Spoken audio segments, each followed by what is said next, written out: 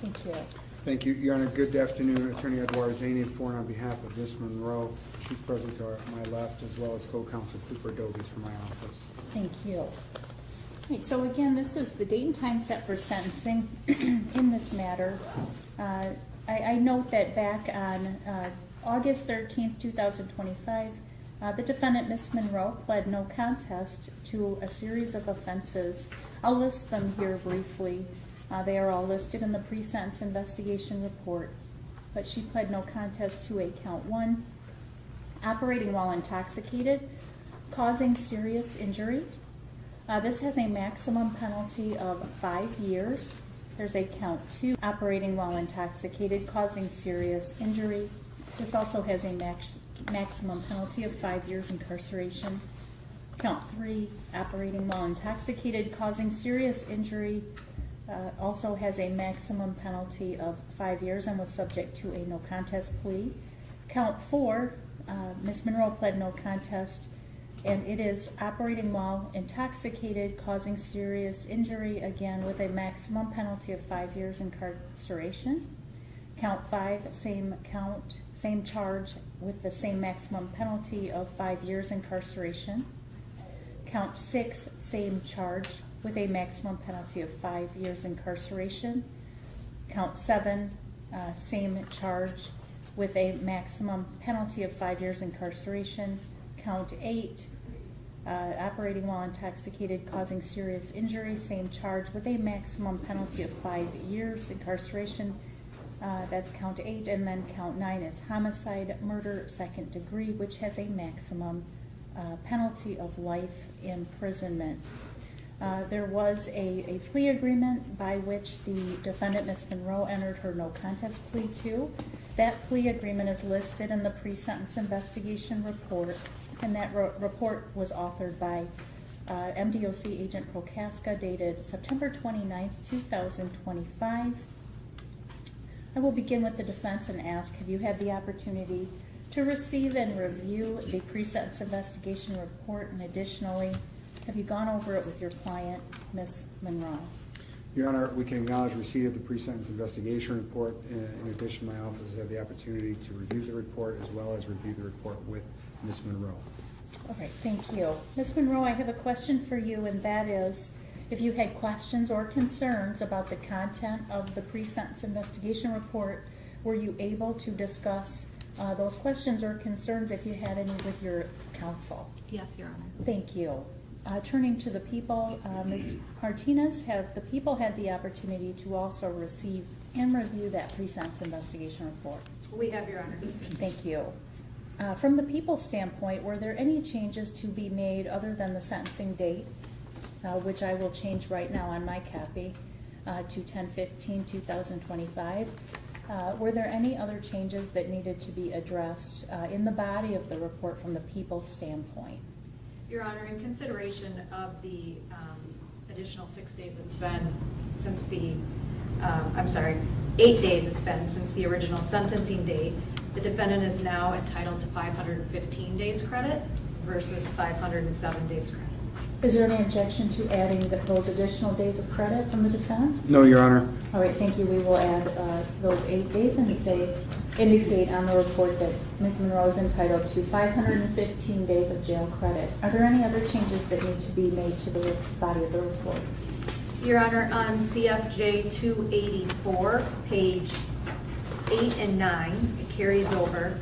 There is a list at the bottom of that page of the victims, and it includes their date of birth. The people would ask, and it's my understanding defense counsel has no objection to remove their dates of birth from this report due to privacy concerns. Thank you.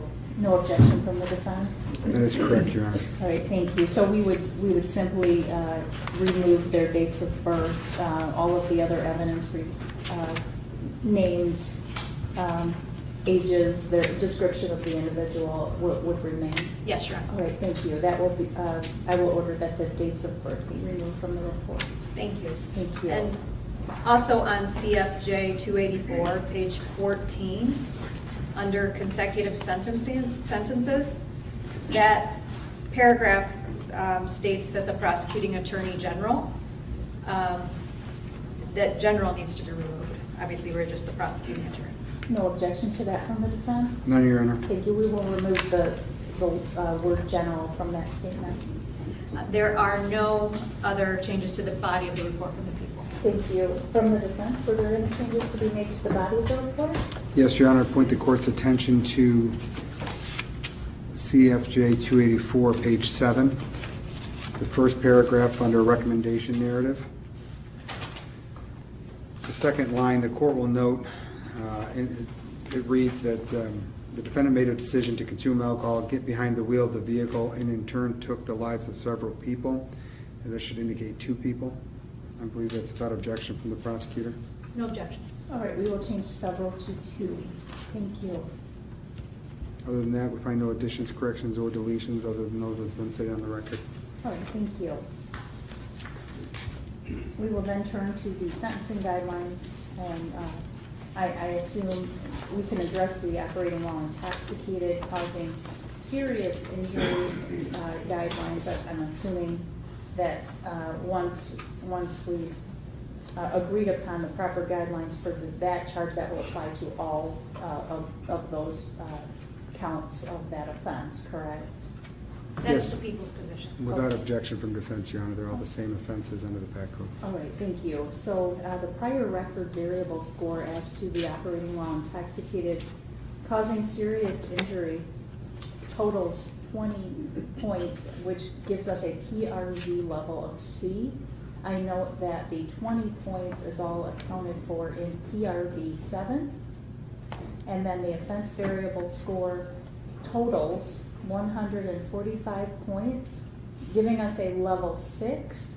I note that the Department of Corrections scored 25 points for OV3, 10 points for OV4, 25 points for OV9, 25 points for OV12, 25 points for OV13, 10 points for OV17, 15 points for OV18, 10 points for OV19, giving us, as stated, a total OV point score of 145, level 6.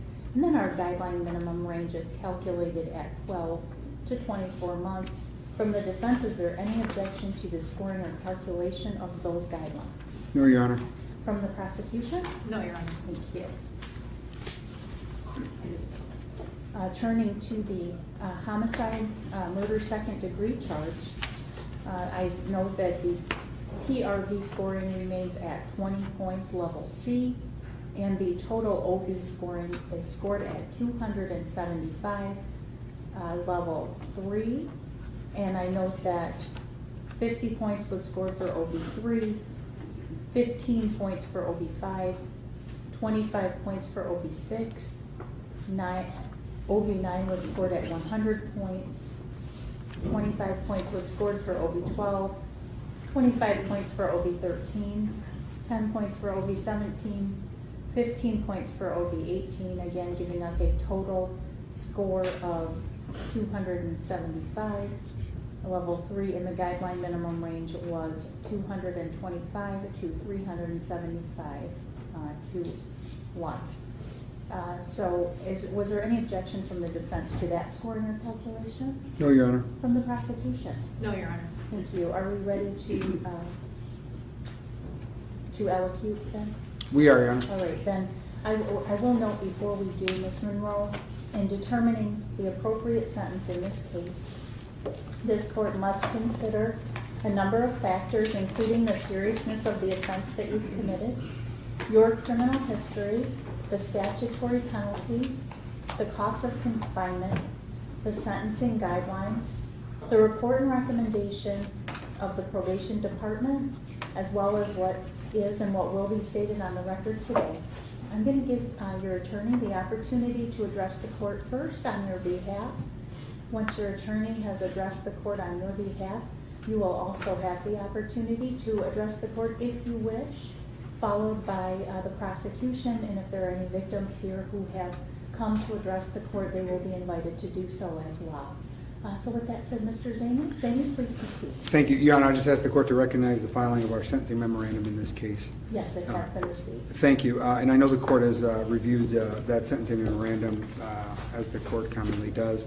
And I think what is often the challenge is to find the right words for every situation when presenting a client to the court. And I think we were best able to do that in the sentencing memorandum. I believe the sentencing memorandum, which we're going to ask the court to incorporate into its decision here today by virtue of our position, is one that takes into account all of the sentencing factors that the court should consider. I would remind the court, and I think you noted this was a no contest plea, which, as the court is aware, affects the, there's purposes for that and affects my client's ability to freely speak. And I think, though, we've captured the essence of remorse and recognition of the offense in the sentencing memorandum. At least that was our attempt. And I think we did a diligent job showing the court that. I think the sentencing memorandum, again, addresses all the sentencing factors that the court needs to take into account. And we're renewing our request for the court to accept the agreement between the prosecutor and defense in this case and sentence accordingly. And we would just rest on the fact that the information in that report has been reviewed by Ms. Monroe and is something that I think can ultimately be the best picture you can understand Ms. Monroe's situation from the time that this incident occurred to coming before the court today. So without any additional magical words, Your Honor, I think the court's left with the consideration of sentencing her to the Killebrew agreement or not. Thank you. Thank you. And Ms. Monroe, did you wish to address the court at all today? No, Your Honor. Thank you. All right. I would ask then that defense, Ms. Monroe, Mr. Doby, Mr. Doby be seated. And we'll call the prosecution up and ask if there are any individuals, any victims here who would like to address the court before the sentence. Yes, Your Honor. At this point, we have 10 people who would like to address the court today. The first one would be Jennifer Evans. All right, Ms. Evans, please come on up.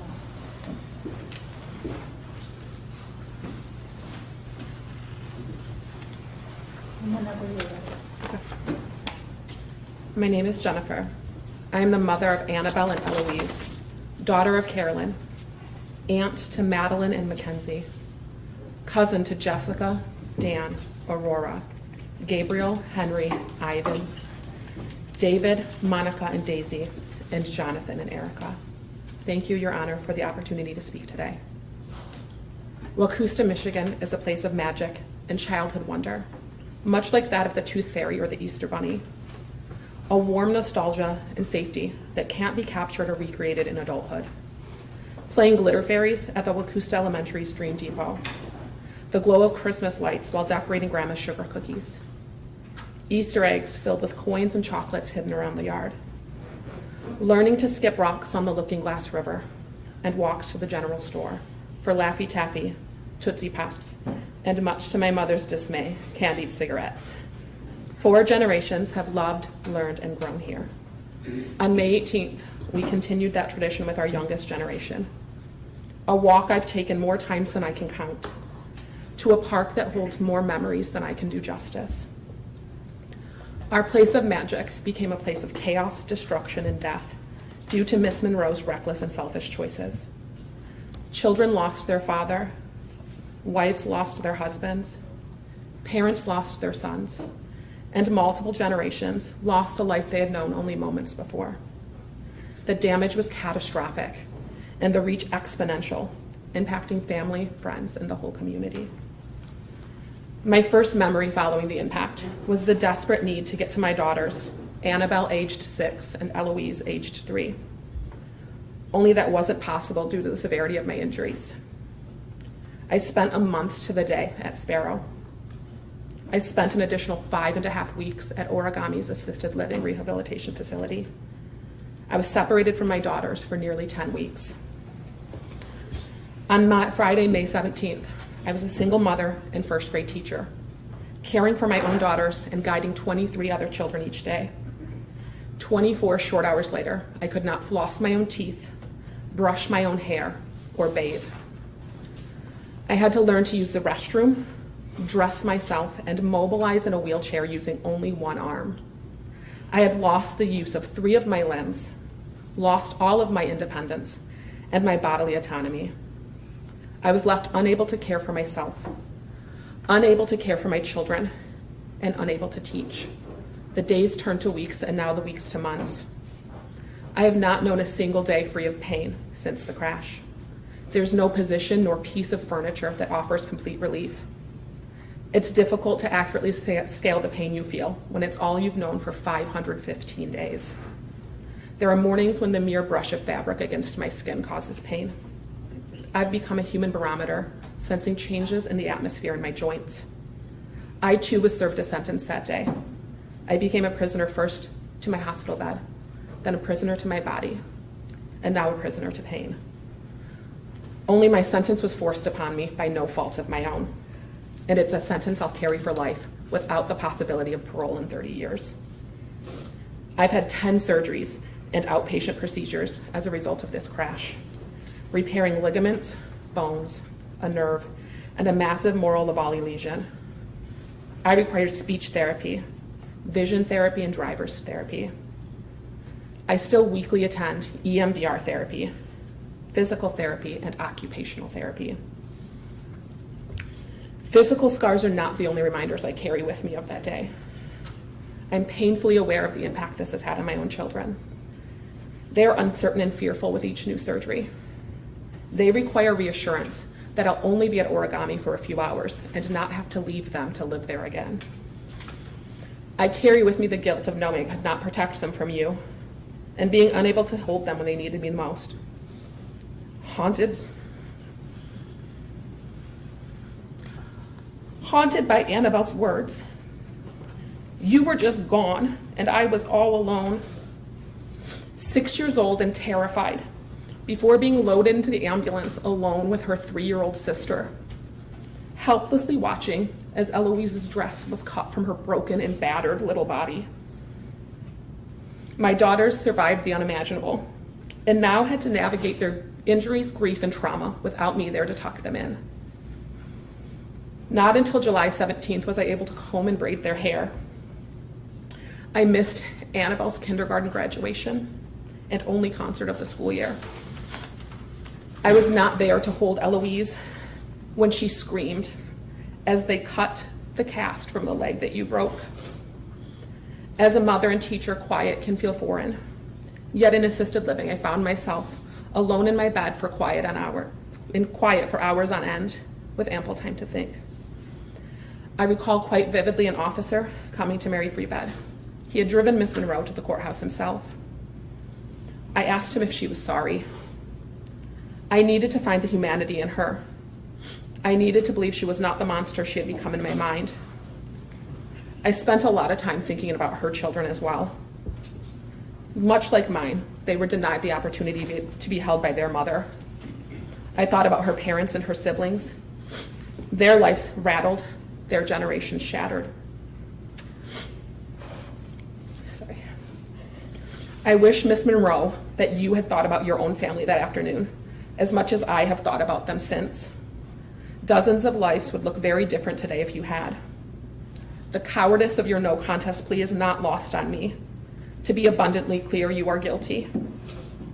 Not once have your eyes ever met mine. I know your face, and yet you may never know mine, but I hope you remember our voices here today. When you miss your mother and you long for her embrace, I hope you also think of my Aunt Dee, Lucy, and George, who were forced to bury their sons, and will always miss the warmth of Dan and John's embrace. When you're feeling down about missing your own children's milestones, I hope you also think of the 4 children who will miss Dan at birthdays, graduations, and every other moment, big and small. When you wake uncomfortable in your prison bed, I hope you also think of the discomfort and pain so many of us carry and will continue to carry throughout our lives. And more than anything, I hope to never think of you again, though I fear that will be hard to do because my body is littered with the scars you forced upon me. Thank you, Ms. Evans. Thank you. Carolyn Pop. Is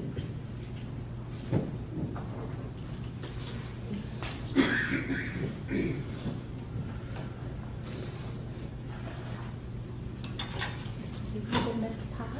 Miss Pot? Yes, Go ahead whenever you're ready. okay. Your Honor, I'm Carolyn Pock.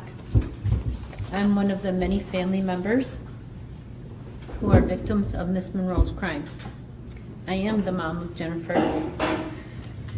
I am grandma, I am aunt, and great aunt to the 16 who had been together with me at the park. Her actions inflicted enormous damages and losses on us. As my love for my family and empathy for each member is such an integral part of my identity, it has been hard to compose this letter. The tragedy is so vast. In particular to myself, I have been injured both physically and psychologically. Almost everything that was our normal lives was immediately changed. The physical impacts I suffered were primarily to my head and my shoulder. The visible evidence of damages are a small scar on my right hand ring finger and a long scar through my right eyebrow. One of the things that is not visible yet remains is the damage to some of the tendons in my right shoulder.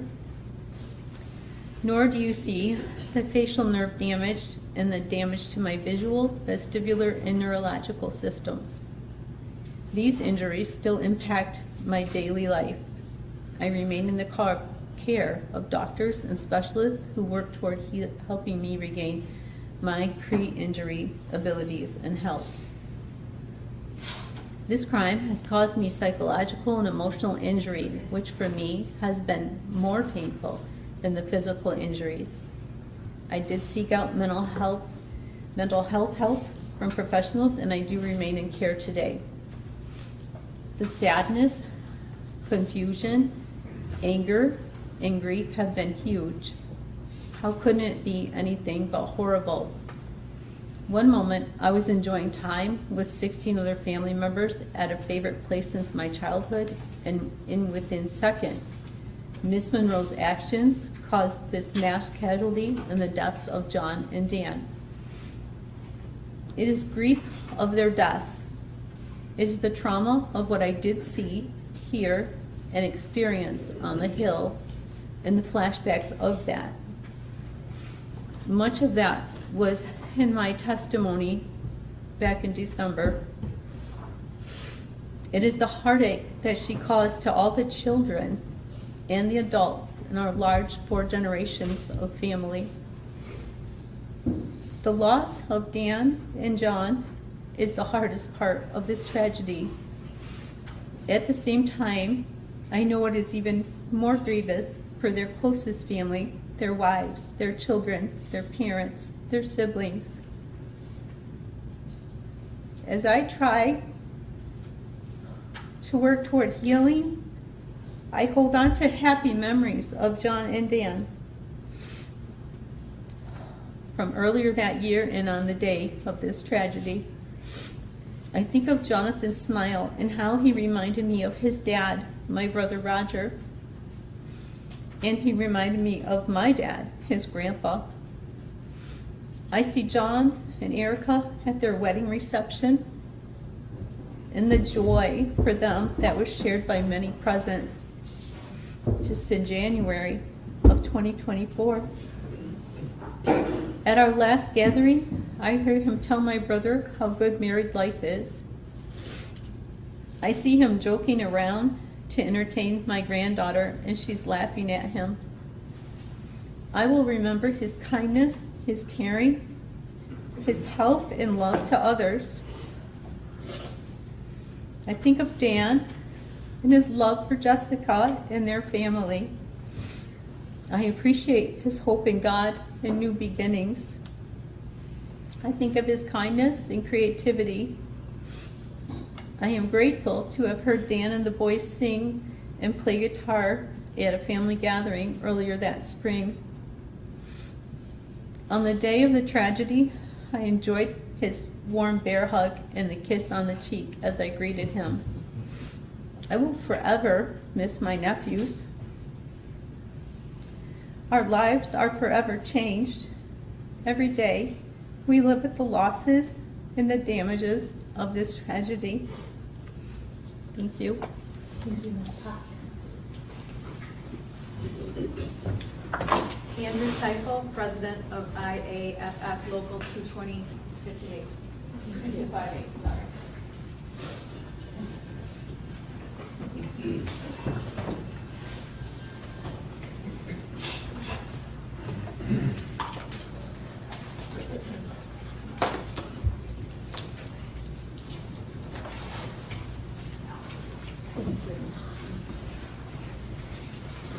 And I know, would you please, before you begin your statement, would you please state and spell your name, just for our record, please? Sure. Andrew Tiefel, T's and Tom, I-E, F like Frankie L. Thank you very much. Yes, Go ahead, ma'am. Whenever you're ready.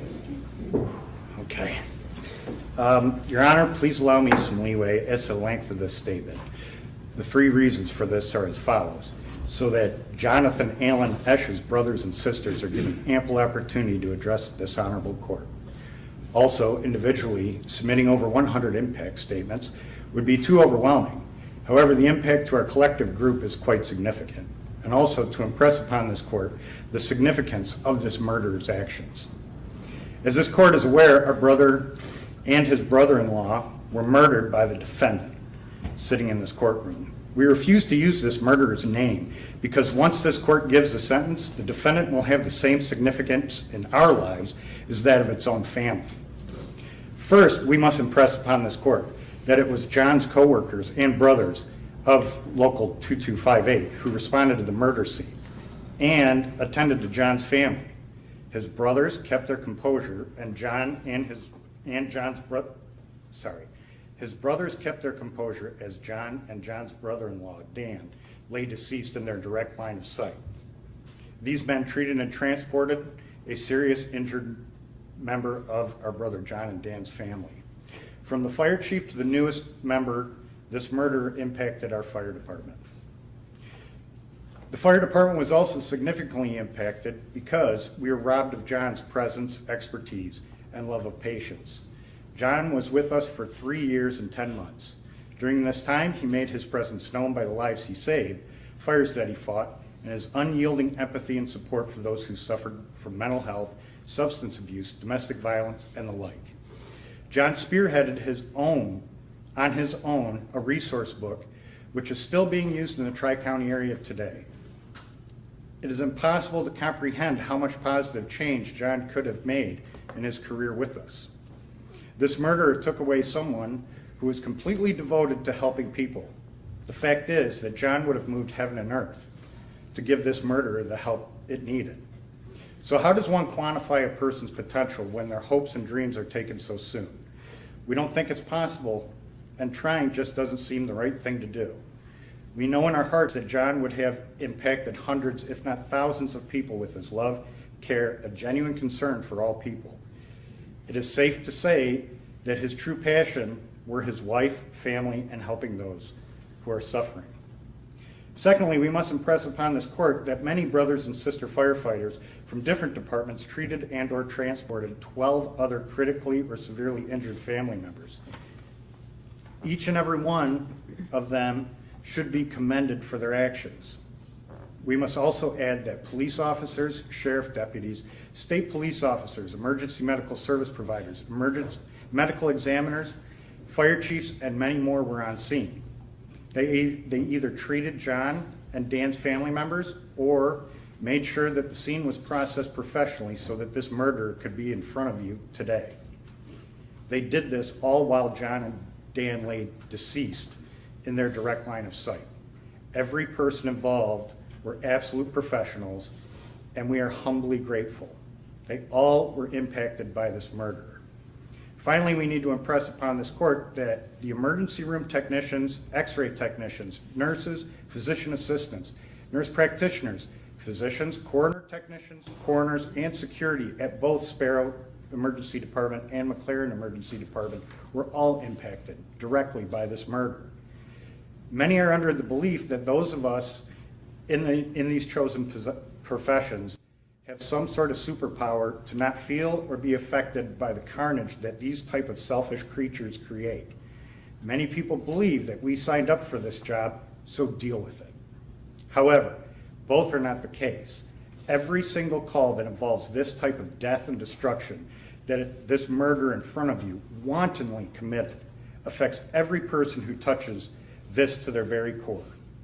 This murder did in fact, without any care or concern for itself, its unborn child, its children, its spouse, its family, John and Dan's families, and all the professionals listed above, did by its actions, purposefully and without remorse, put chemicals in its body and that of its unborn child, which altered its mind and physical abilities. Caused total and complete mayhem, destruction, and irreversible injuries. Destroyed the lives of its children, spouse, and family. Murdered Jonathan Allen Esch. Murdered Daniel George Harris. Emotionally and mentally scarred over 100 professionals by its actions. Crushed the hopes and dreams of a newlywed. Crushed the hopes and dreams of another man's loving and devoted wife. Crushed the hopes and dreams of a man's children. Crushed a mother's soul who has seen too much pain and suffering for one person. Catastrophically devastated the murder victim's siblings. Caused irreparable generational damage. However, none of this is what our brother would have wanted for any of us. He would have wanted us, what he would have wanted us is what we have done and continue to do. Our brother's family has now become our family. We watch out for them.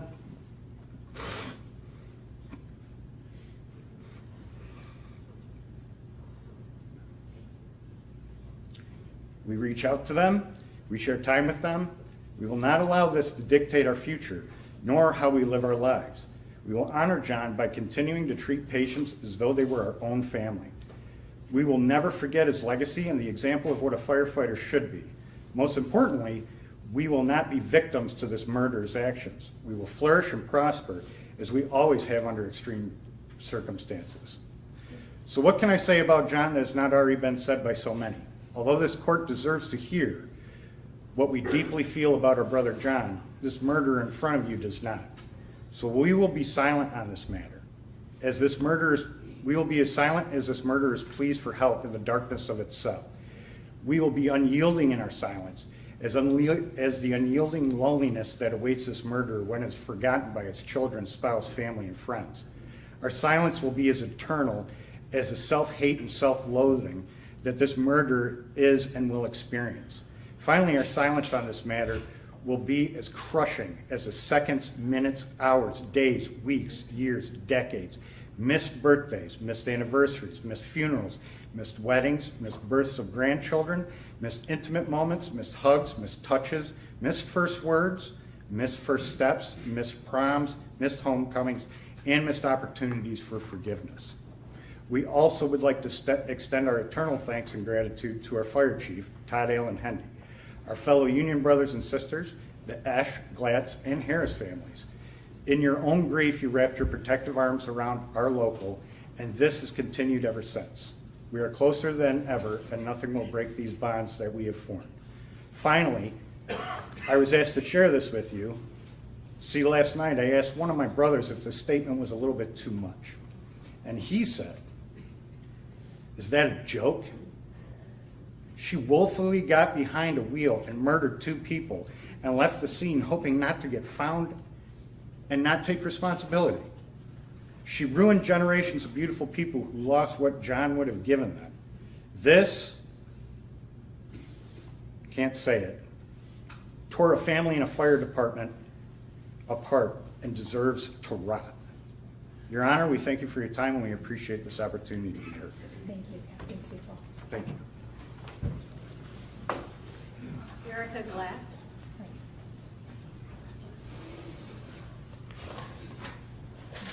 Ms. Glatz, whenever you're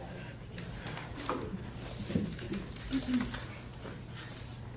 Ashley, this date marks the end of your power over our healing and will be the last time I have to think about you for at least the next 30 years. As we read our statements today, I ask you to remember this.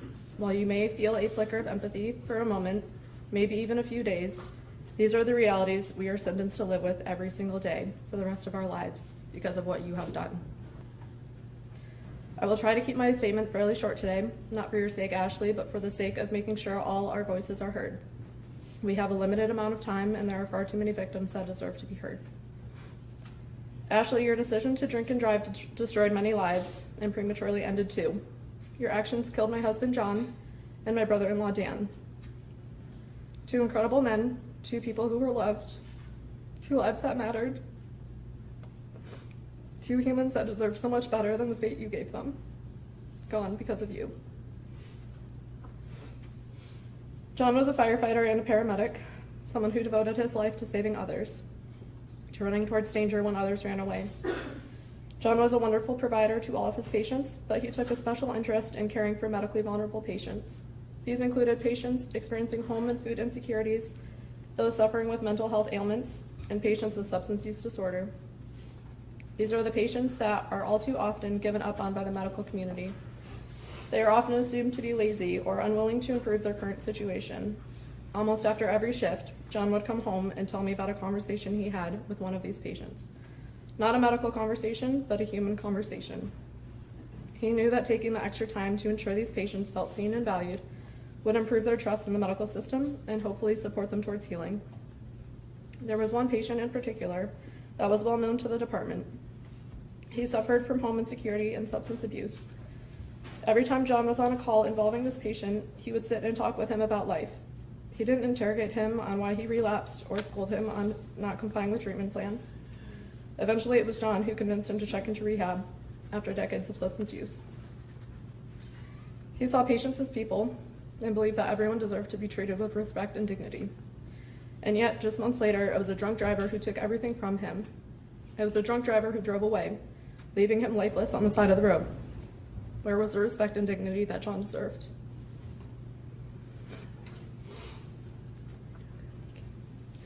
My husband was everything to me.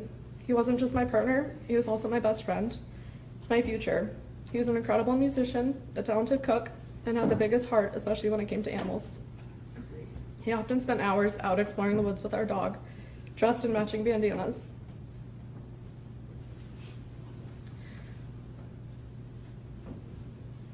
They would overturn rocks and stumps, looking for mushrooms and cool bugs. Our dog absolutely adored John. They were each other's best friends. After John's passing, our dog would still run to the window at the sound of the garage door, tail wagging, waiting for his dad to come home so they could go on one more adventure. Because of you, Ashley, he never did. Working in the medical field myself, I know good people can make horrible mistakes. I can understand and empathize with someone who has made a mistake. But Ashley, this was not a mistake. This was a series of selfish, deliberate choices. You chose to drink while pregnant. You chose to drive. And perhaps most vile of all, you chose to run over an entire family and then flee. You hit us and kept going. You didn't check if anyone was alive. You didn't call for help. You left John, you left Dan, and you left my family in your wreckage. I'm haunted every single day by the memories of that moment. At night when I try to fall asleep, I relive it all. The screams of children, their pleading voices asking me to tell them it wasn't real. I see my sister-in-law with terror in her eyes trying to perform CPR despite her own injuries. I feel my throat getting dry from screaming John's name. Again and again, hoping that if I screamed loud enough, he might wake up, but he never did. The days are no easier. I live with daily flashbacks. I feel the broken pieces of my leg grinding together, just like they did when I used my arm as a splint that day. Sometimes I think I see John in a crowd, and then just as quickly, I see his face lying lifeless in the morgue. This is the reality you've created for me. These are just a few of the haunting memories I'm left to carry, but you, Ashley, don't have to. You had the privilege of driving away. We didn't. No amount of alcohol can justify abandoning people you just mutilated or murdered. This was not intoxication, this was inhumanity. As for your consequences, Your prison sentence is merciful compared to the lifetime of suffering you forced upon all of us. You may eventually walk free. We, however, will never be free from what you've done. Our loss will span decades, lifetimes, and generations. Ashley, you made me a 28-year-old widow. In a bed John and I once shared, I wake up alone. In a home once filled with his laughter, I come home to silence. I live with the memories of the life we once had and the now empty space where it used to be. We had dreams of starting a family. John wanted nothing more in this life than to become a father. He talked often about adventures he would take our future kids on, and we would both nervously laugh, knowing they would likely have his dangerous combination of intelligence, energy, and curiosity. Ashley, not only did you take this dream away from John, but you took away my chance to watch him become the father he deserved to be. Even after your selfish decisions to intentionally endanger your own child, you still got the chance to bring life into this world. John will never get that, and he deserves so much better than the fate you dealt him. I'm not here to seek vengeance, but I am here to hold you accountable. Nothing that happens in or out of this courtroom will bring John and Dan back. But I needed you to hear my voice and know what your decision cost me, what it cost John and Dan and everyone who loved them. Ashley, while I carry this loss with me every single day, I hope you carry the truth of what you did for the rest of yours. May prison treat you with the same level of kindness that you have shown the people you left for dead. I ask this court to impose a maximum sentence. Due to the level of physical and emotional turmoil Ashley has left our family to carry, even after the day she destroyed and ended lives, she has inflicted more anxiety and pain through her legal decisions.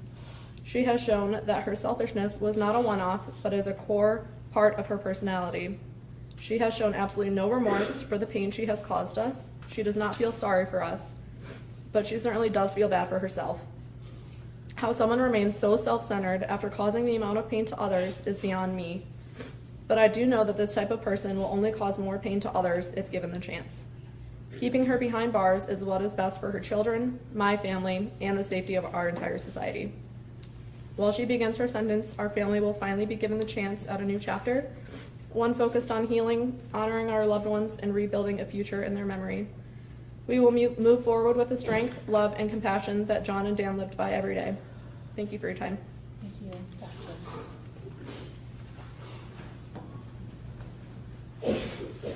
D. Esch, who's the mother of multiple victims.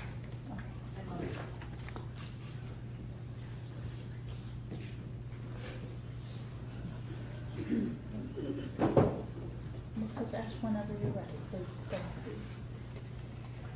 Good afternoon. My name is Dee Esch, and I am the mother of Jonathan Esch and mother-in-law to Dan Harris, mother to Jessica Harris, grandmother to Aurora, Gabe, Henry, and Ivan, mother to David Esch, mother-in-law to Monica Fabrice, and grandmother to Daisy Esch, and I am also the mother-in-law to Erica Glatz. I am also a sister-in-law, an aunt, a great-aunt to others that were involved in this crash, the crash that caused the deaths of John and Dan. Ashley, when you smashed into my son Jonathan with your car, you fractured both his lower legs, including his left ankle. Ashley, you shattered both sides of his skull, the sides and the back, which led to a brain bleed. Jonathan also had a fractured a hinge fracture, which means part of the skull broke off but was still attached at one place. So essentially it could swing back and forth like a door. This also caused a brain bleed. Ashley, you broke Jonathan's pelvis on both sides, and there was a fracture on the piece of bone that connects to both sides of the pelvis. Basically, Ashley, you broke the bone under the groin. Ashley, you caused pulmonary contusions, which is a high impact trauma on the lungs, sort of like a concussion on the lungs. Also, Ashley, you caused many scrapes, cuts, and bruises all over John's entire body. Ashley, your selfish, irresponsible, negligent actions caused all of this that day that you decided to drink and drive. Jonathan was an amazing person. He loves his family, he loved his friends deeply, and he also loved animals. Jonathan was kind, funny, cared for others. He decided to become a firefighter paramedic when his father passed away because he wanted to help people the way we were helped the day his father died. Jonathan was only 30 years old when you killed him, Ashley. Oh, not killed him. You murdered him. Let's get that straight. He had only been married to his wife Erica for 5 months. They planned on having children. Ashley, because of you, I don't get those grandchildren. Because of you, Ashley, I don't get any more Christmases, Thanksgivings, birthdays, no more holidays, period. I miss Jonathan's smile. I miss Jonathan's laugh. I miss his hugs. I miss him stopping over for a hug. I miss the sound of his voice just saying, "Hi, Mama," and "I love you, Mama." Because of you, Ashley, I will never hear "it's a boy" or "it's a girl, Mama." Ashley, because of you, all I can do is dream about Jonathan. And in those dreams, all I can do is try and hug him, and every time he turns and disappears. Ashley Monroe, you are a murderer. You murdered my son Jonathan by your willful disregard for human life. You knew it could happen when you drove drunk, but you didn't care. You didn't even care about the life you grew inside you. You drank alcohol, put the keys in your car, and drove until you were stopped. But only after you irrevocably changed my family's life forever. Make no mistake, what you did was murder. You are a murderer. One day you will walk out of prison. My sentence only ends when I meet my son in heaven. Now I'd like to talk about Daniel Harris. When you murdered Daniel Harris, you murdered the father, a son to a father. You murdered a wife's husband. You murdered the kid's pops. You murdered a son-in-law to a mother-in-law. You murdered a brother's brother. You murdered a brother-in-law. You murdered an uncle to nieces and nephews. You murdered a nephew to aunts and uncles. You murdered a cousin of cousins, and you murdered a friend of many friends. Sorry, I forgot one thing that I need to add. When you murdered Jonathan, you murdered a mother's husband. You murdered a wife's husband. You murdered a son-in-law to a father and a mother. You murdered a sister's brother. You murdered a brother's brother.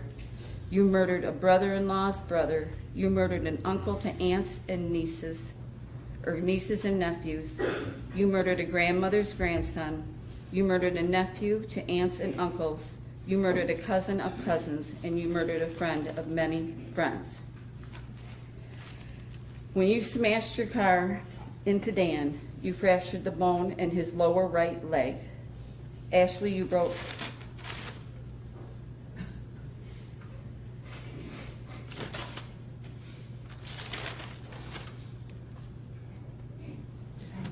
that she broke both his legs.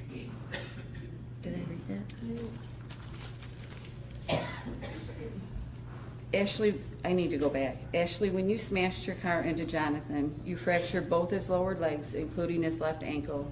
You fractured both sides of his skull, including the front and the back, which went to a brain bleed. Did I already read this? I believe you did, yes. Okay, I will go on with Dan then. I apologize. Not a problem. When you smashed your car into Dan, you fractured the bone in his lower right leg. Ashley, you broke 6 of Dan's ribs. Ashley, you completely broke Dan's T9 vertebrae, which is a bone in his mid-back. And with that, Ashley, you severed a major artery. Ashley, you fractured Dan's pelvis and also had multiple pelvic fractures. Ashley, you fractured Dan's skull, causing a brain bleed. Ashley, you hit Dan so hard that you separated the base of his skull from the top of his spine, which caused his brainstem to rupture. Ashley, you also caused pulmonary contusions. His lungs were bleeding. Dan also had bleeding in his chest cavity. Ashley, once again, you, with your selfish, irresponsible, negligent actions, caused all of this that day that you decided to drink and drive. Dan Harris was a warm, loving, caring, funny person. Dan was an excellent husband and friend to my daughter Jessica, and an excellent pops to his children, Aurora, Gabe, Henry, and Ivan, and an amazing son-in-law to me. Dan was only 42 years old when you murdered him.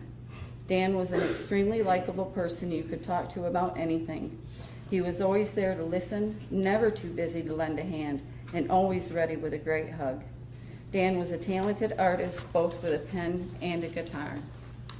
Dan and Jessica were looking forward to life in their new home. Dan ran his own graphic design business, and Jessica was a stay-at-home mom who homeschooled her kids. Once again, because of you, Ashley, we don't get any more Christmases, Thanksgivings, birthdays, any type of holiday or celebration with Dan ever again. I will miss his laughter, his smile, his playing the guitar, and going to listening to him sing karaoke, and I miss his hugs. Ashley Monroe, on May 18, 2024, you murdered Dan Harris. Once again, you drank alcohol, put the keys in the car, and started it, and drove drunk. Make no mistake, again, this was murder. You are a murderer. Now I'd like to talk about my daughter, Jessica Harris. When I first saw Jessica, she was being brought up over the guardrail on a gurney, covered in blood from head to toe. She ended up on life support for 3 days. It was at least 1 month before Jessica came home the first time. For the next 10 months, I lived with my daughter and her 4 children. Jessica was in and out of the hospital for the next 9 months with 9 surgeries trying to save her life. She had 12 broken bones altogether, Ashley. Finally, in February of 2025, they had to amputate her leg from the mid-knee down. It's been extremely difficult watching her learn to walk again and suffering from the phantom pain. But she is a strong, independent woman, and she will persevere. Ashley, you also injured my grandchildren. Aurora, 16, had 8 stitches in her upper thigh and a severe concussion. Henry, 7 years old, had a concussion. And Ivan, 3 years old, had a fractured hip and scrapes all over his face. Gabe, 14, was walking ahead of the group and turned around to witness Miss Monroe driving away from this crash with her hand over her mouth. He ran over and witnessed his family members strewn all over first finding his little brother Ivan to the side of the road. This has also impacted my son David Esch and his wife Monica and their daughter Daisy. Physically, David broke a rib and Monica hurt her tailbone and her nose. Luckily, Daisy only had a few scrapes and bruises. Mentally, David now suffers from PTSD, nightmares, and survivor's guilt. Monica suffers from nightmares, and Daisy also suffers from nightmares. David, Monica, and Daisy were on their way to moving to Germany, and that had to be put on hold for a while we had the funerals for Jonathan and Dan. What should have been an exciting time began with, and still is, filled with anxiety, nightmares, and misplaced guilt. This is just some of what we have been through, and we have a lot more ahead of us. We will continue to mourn the deaths of Jonathan and Dan for the rest of our lives. This is only one story of one family, of many families that Ashley Monroe has impacted through her selfish, irresponsible, and negligent actions. There is the Pack family, the Evans family, the Olmsted family, the Hanlon family, the Esch family, and the Glatz family.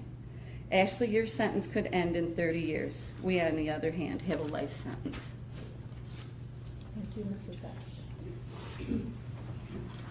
Your Honor, the next statement will be over Zoom. Monica Babis.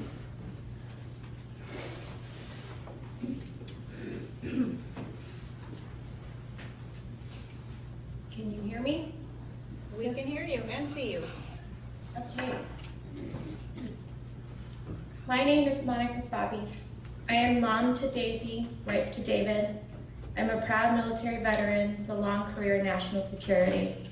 My mission in life has always been to protect those around me and to serve my community. 2 concepts that are clearly lost on Miss Monroe. I am one of Miss Monroe's victims, and for a long time I wanted to look Miss Monroe in the eye, to be face to face for the first time since she hit us. But I understand now that closure cannot be found in crocodile tears.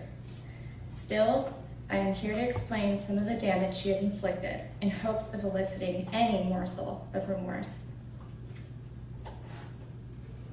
My daughter Daisy was only 2 years old when Miss Monroe drove into us.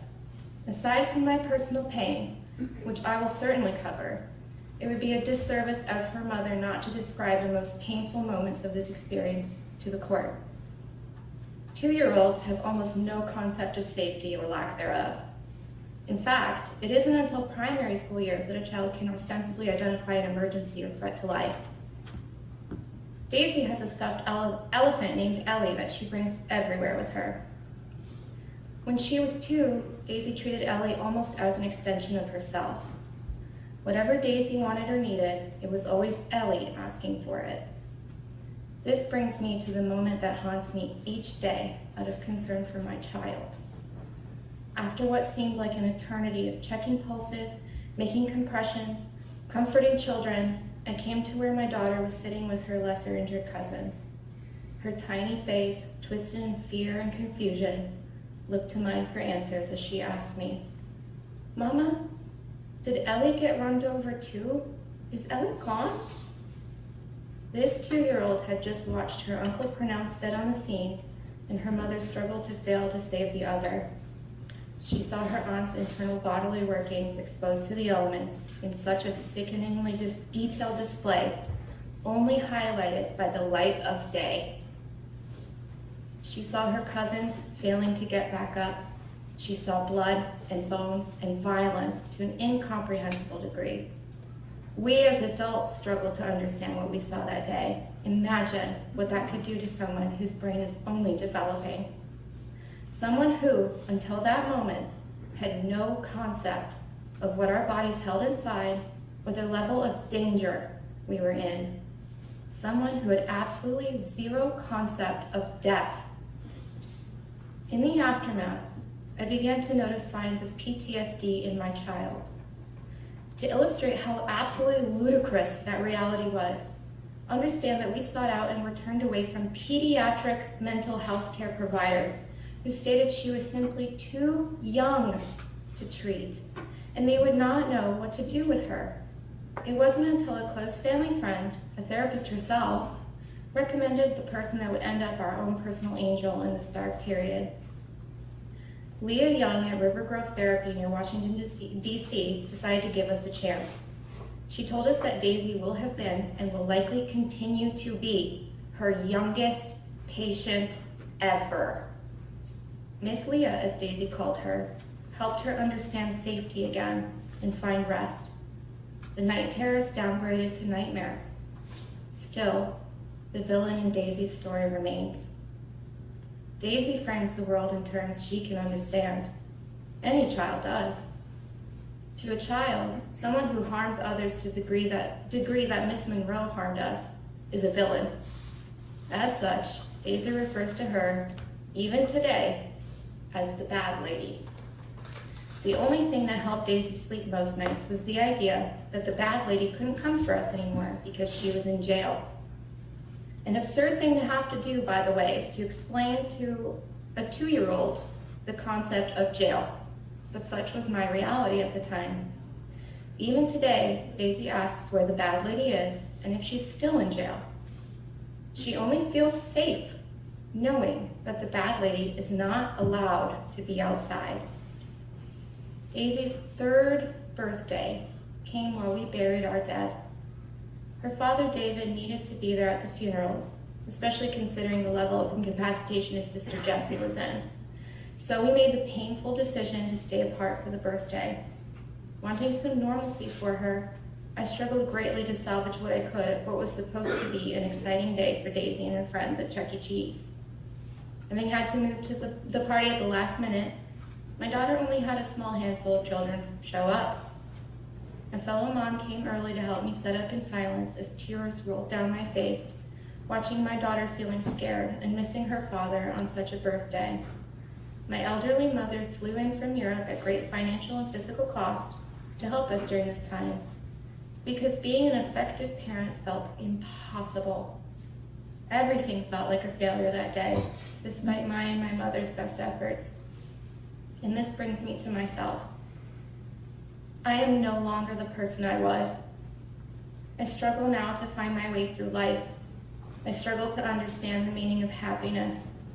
I struggle to make and maintain human connection. I struggle to want to be alive.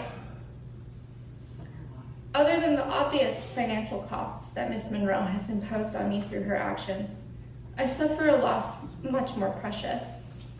It's my will to find joy in life.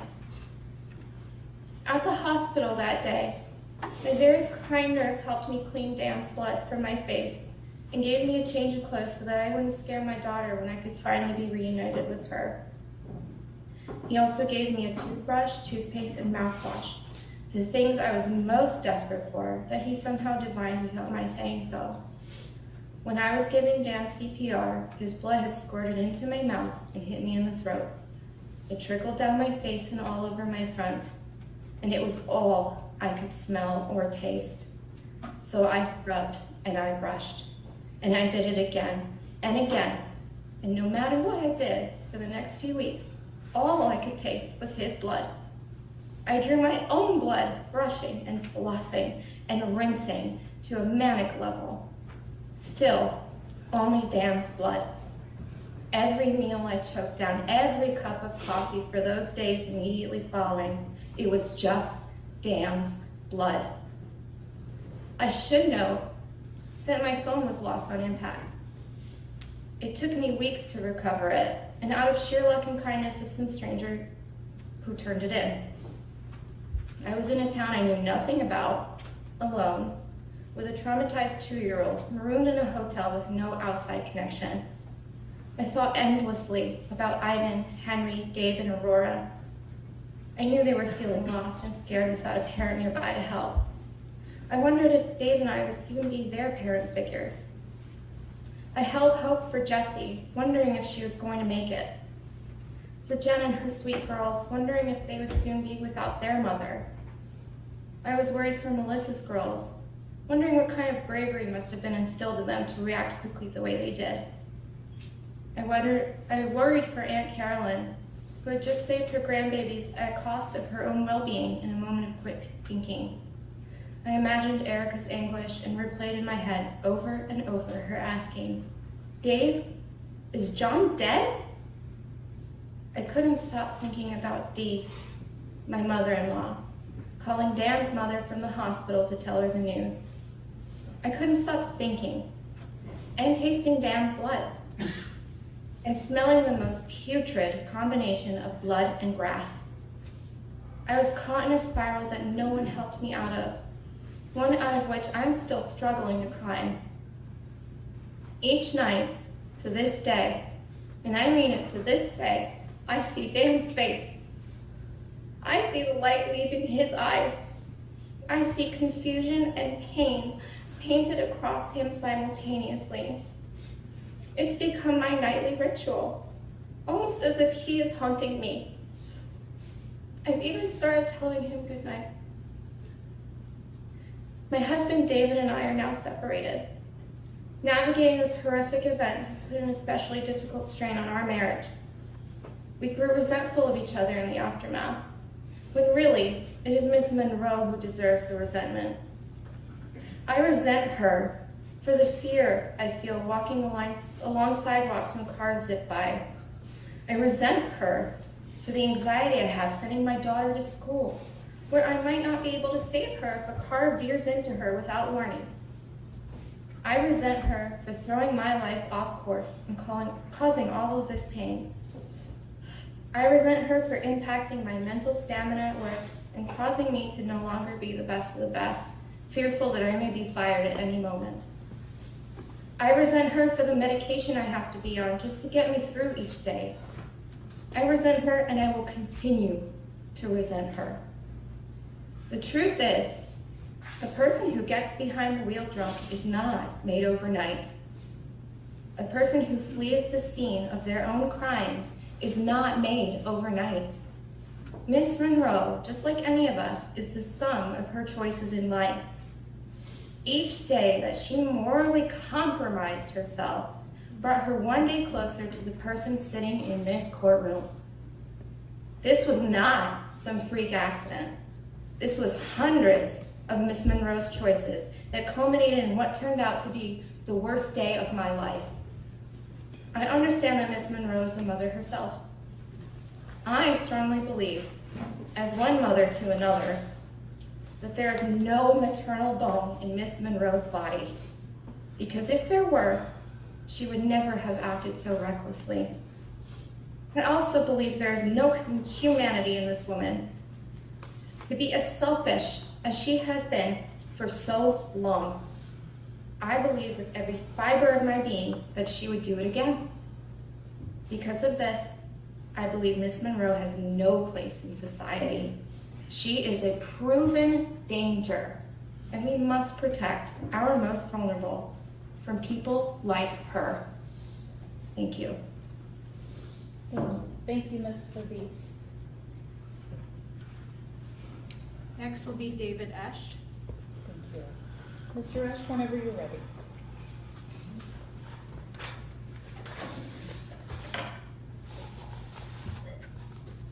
Good afternoon, everyone. Hello, Judge Barkman. My name is David Esch. I am a dad, a husband, a brother, a son, a cousin, a nephew, and an uncle to an amazing extended family, many of whom are in the courtroom today, and some of whom are no longer with us. Ask anyone who knows them and they'll tell you that the extended Esch family is full of some of the most thoughtful and kind people you've ever met. I don't exactly feel like I fit that mold anymore, but someone needs to be the jerk in the room for them sometimes.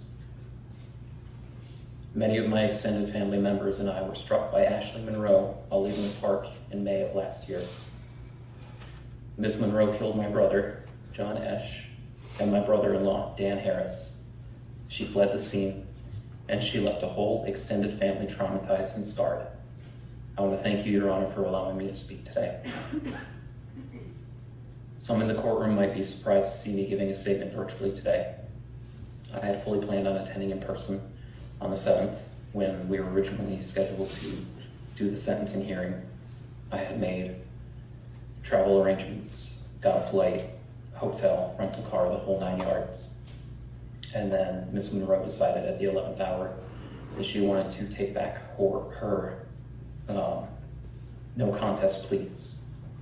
And as a result, I am no longer able to accommodate being in Michigan right now for this hearing. I can't be in the room sharing the space with my extended family. I can't feel some of their warm hugs. But it's honestly not a total loss. I feel like right now this gives me the chance to take back some semblance of control over my life from Ms. Monroe. For the last year and a half, I have felt like I have been defined by this event. I'm not the person that I was before. I'm not the goofy fun guy at work. I'm not Mr. Dependable. I'm the guy who was hit by a car, lost his family members, and am now feeling guilty over it.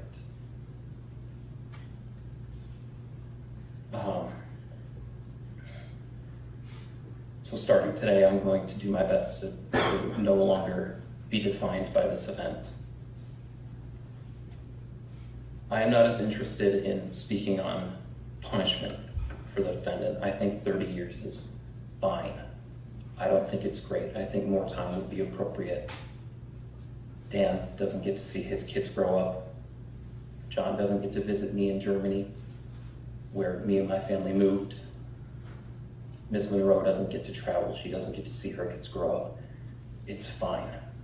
What I am a little bit more interested in is something that my daughter brought up. First, a little bit about her. My daughter, Daisy Esch, is 4 years old. She was 2 at the time that Ms. Monroe hit us with her car. And she was in my arms when we were hit. And the fact that we came away as a family unit, all having walked away, I feel like is nothing short of a miracle. By my estimate, we went about 15 feet from where we were standing to where we landed. And she only had a few scrapes and bruises.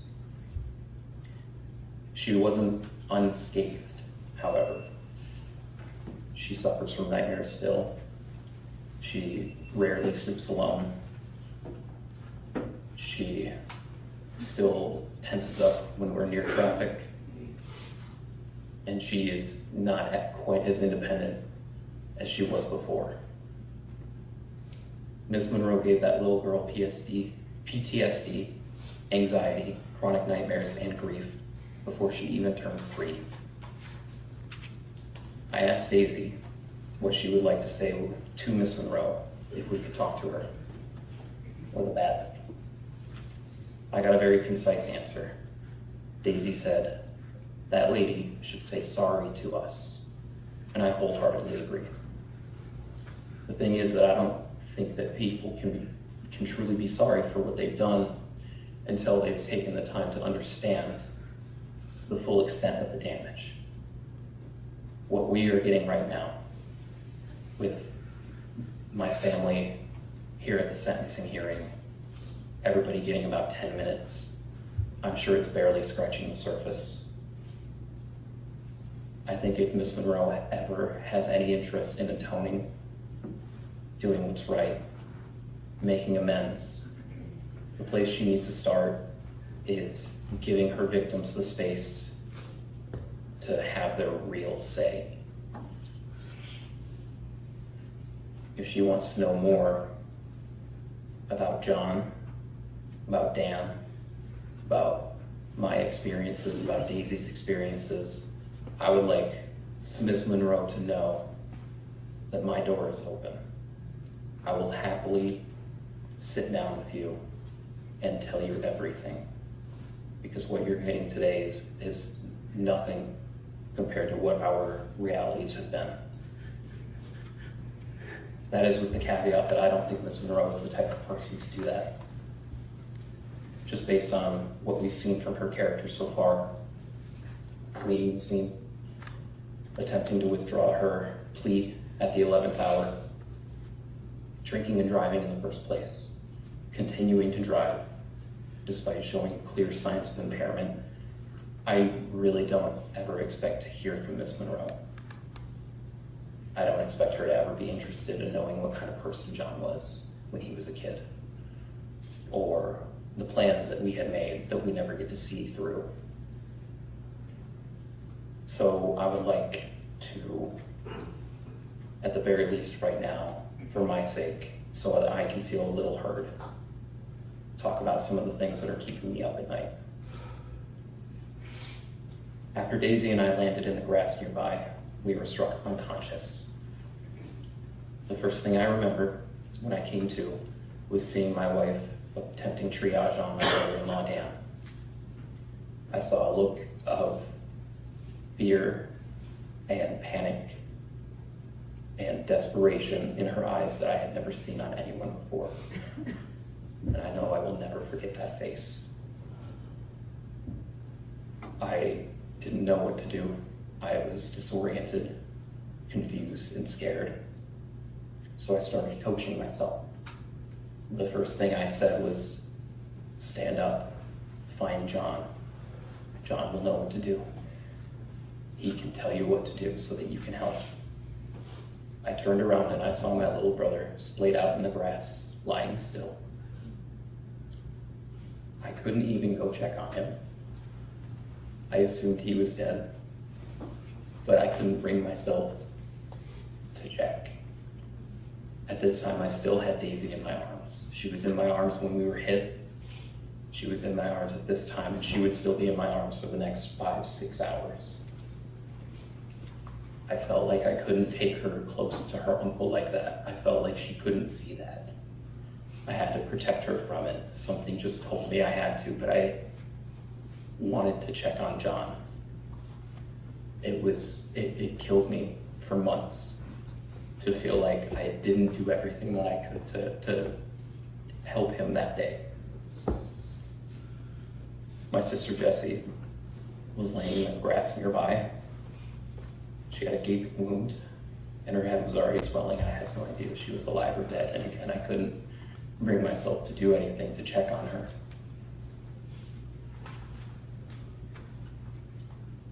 The only thing I felt like I could do was just console the kids. So I walked over to that part of the hill where Melissa's children were sitting, where Henry was sitting. And I did my best to just comfort them because it's all I felt like I had in me. It was at that time that Daisy asked for her stuffed elephant. She had left her at my grandmother's house up the road, but in her confused state, she thought she had brought her and she thought that she was hit by the car. She said, "Was Ellie hit by the car? Is Ellie okay?" And it was the only thing she could do to wrap her mind around it. So remember Erica, the look in her eyes as she cradled her twisted leg and asked point blank if my brother was dead. I told her that I thought he was, and I tried to go check on him again. I got several feet from him and froze once again, powerless to do anything. I knew even in that moment, I felt that he was gone, and I knew how senseless it was. Just sudden and senseless and pointless. To have his life ended so soon. He was doing so much good. He had just gotten married. We had made plans. We were gonna go check out his house the next day. He was gonna come to Germany to visit.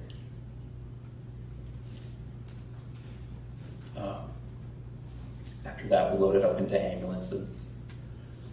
The kids outnumbered the adults, so we had to split everybody up. I went with Daisy, Gabe, and Henry in one ambulance. Monica went with Aurora, and it was in the ambulance that I finally had a chance to call my mom and to make sure that somebody was with Ivan, but I had to tell her that John was dead and that I was pretty sure Dan was dead, and I had no idea Jesse was alive still.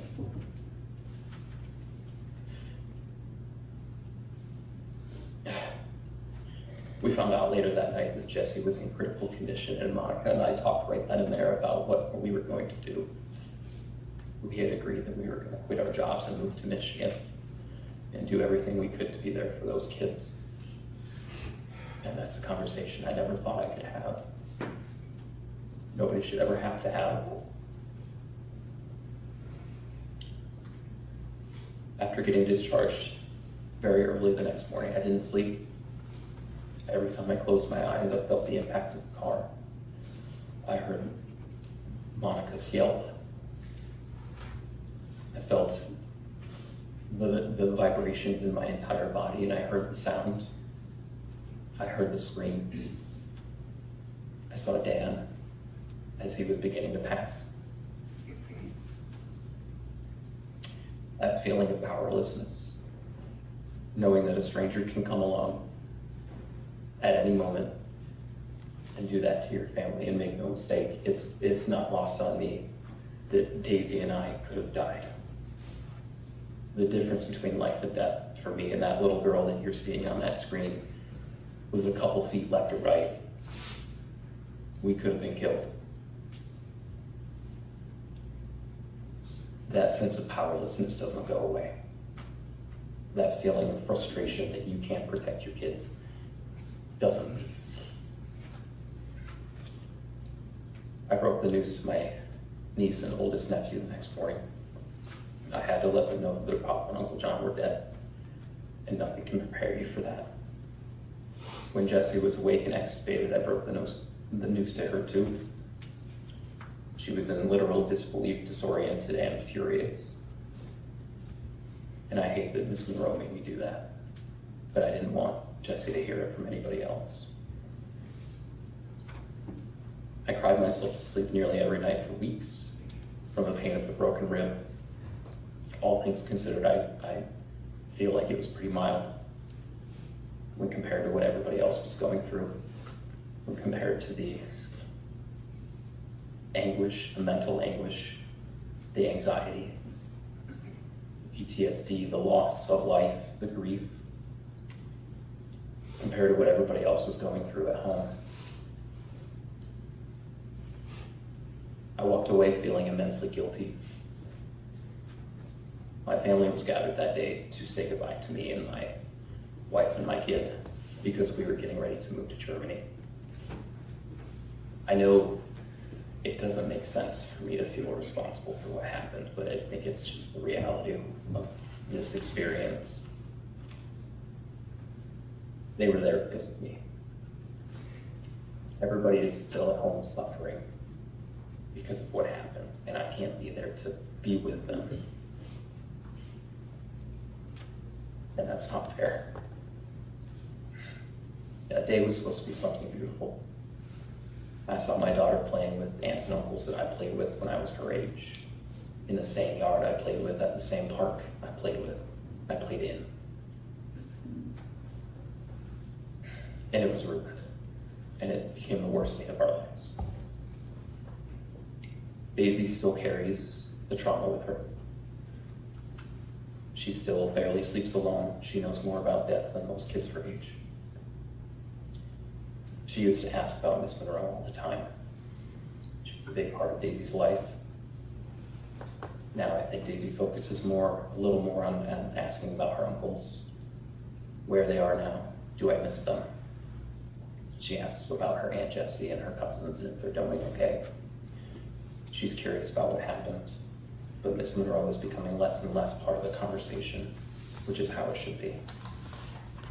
It brings me a bit of comfort to see that she is still strong, empathetic, and curious, despite what Miss Monroe did to her. I am beyond tired of carrying the guilt and trauma inflicted on me that day. This has been an open wound for a long time, and I'm choosing now to move on. I will continue my career in service of our country and do my best to honor John and Dan. I will give everything I have to building myself up, being the best father, husband, brother, uncle, cousin, son, etc. that I can be. I'll raise my daughter to be caring and responsible. I'll make sure that she knows she's loved, and again, to the defendant, to Miss Monroe. My door is open if you want to know more, but I'm not holding my breath and I'm moving on. Thank you to the court for your time. Thank you, Mr. Ash.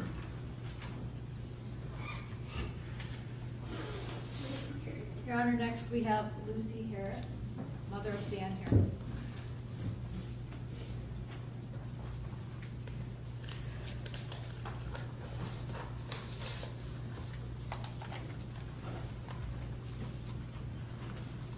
Afternoon, Mrs. Harris. Your Honor, Judge Barkman. First, before I speak, I'd like to thank the court, Deb and Tony, the prosecutor's office, all the Clinton County Police Force here in the court, and the responders, also the emergency crews who took our families to the hospital, people who stopped to help. Words cannot express what everyone did. What a kindness in spite of the tragedy. Thank you, everybody. I am Lucy Harris, mother of Daniel Harris, who was killed on May 18th, 2024. The call I received that Dan is dead still echoes in my head. How can my Danny, my third son, my baby boy, be gone, leaving a hole in my heart and the hearts of George, Danny's pop, and his brothers, Ash and Andy, and all our family. Danny died, his wife Jessica critically injured, injuries that required her leg to be amputated. 3 of their 4 children, my grandchildren, injured and hospitalized. Jessica's brother John died. John's wife Erica injured. Jessica's brother David and wife Monica, daughter Daisy, all injured. And many of Jessica's Esh family members. Seeing and finding out how many injuries in the family was heartbreaking. From a day of fun and happiness for them to tragedy and misery because of the senseless act of a person who chose to drink and drive. What goes on here today will never bring our Danny back, or John. I am blessed to have the love and support of my husband George, my sons Ash and Andy, and their wives and children. I am so thankful Jessica is here in my life, along with Aurora, Gabe, Henry, and Ivan. Our family is blessed that we have forged a bond with the Esh family. Jessica's mom, Dee, and I both lost our baby boys, young men, loving husbands, Danny, a wonderful father, fatherhood and John's future, all taken away. The love and comfort of our families through shared memories help us to carry on the legacy of Danny and John. My thanks to all the Esch family. Through all this, I have had the privilege to get to know Erica and her family. My sadness and grief will never go away. I have the support of family, friends, and my church. Danny's presence is alive in our home. Pictures from baby to man, Danny's music. I hear him singing. I see his artwork. I miss his wit and her humor. My belief in God is where I find comfort. Danny was a treasured son, brother, brother-in-law, uncle, nephew, cousin. Danny was a husband, father-in-law, son-in-law, brother-in-law, and relation to all Jessica's family. Danny had many friends, schoolmates, Boy Scouts, college friends. He valued his clients, and many became his friends. He is missed. And finally, I did not see my son close his eyes or hear his last faint sigh. I only heard that he was gone. Too late to say goodbye. Thank you. Thank you, Mrs. Harris.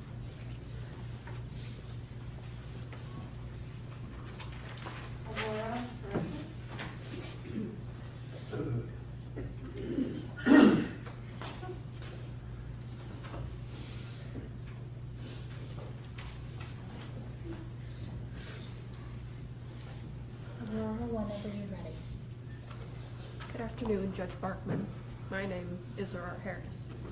I am 17 years old, and I was 16 when we were hit. I was Dan Harris's daughter. I called him Pop. I was also John Esch's niece. He was my uncle on my mom's side. And I was one of the people hit by Miss Monroe. I have pretty vivid memories of the day we were hit. I remember walking to the park with my family and standing next to my younger cousins on the side of the road. A train I picked up from my pop. He'd always walk on the side of the sidewalk closest to the road in order to protect me or my brothers or Mom from any incoming cars that might have hit us. I remember playing at the park with my cousins and having this realization that I was the cool older cousin I always looked up to when I was their ages. I remember pushing my little cousins on the swings and laughing. I remember walking up the hill towards the road right beside my mom and pop. The last memory I have that day before blacking out was one of my cousins, Daisy Esch, being called her first, middle, and last name by my uncle David Esch, and laughing. The next thing I knew, I was on the ground on my back. I remember hearing my Aunt Monica telling me not to move, though I was still pretty out of it. I remember everything hurting. I even remember the feel of the grass against my injuries. One of my first thoughts when I heard the words "we've been hit" was, did we get hit by a bomb? Because I'd somehow ended up flat at my back at the bottom of the hill. I remember being loaded into the ambulance where I was in and out of consciousness. I remember my clothes being cut off and being put in a hospital gown, after which I started to really become aware of the situation and realized that it wasn't a dream, that it was real. I sustained several injuries from being hit. My knee was injured to the point of needing several months of physical therapy in order to walk without a walker. I sustained a severe concussion that had me throwing up for the first week after being hit and left me unable to look at screens or light without having severe migraines, had road rash covering the entirety of the front of my left arm, and somehow ended up with a gash on my upper right thigh that left me with a nasty scar that is around 4 to 6 inches long and required stitches in order to heal.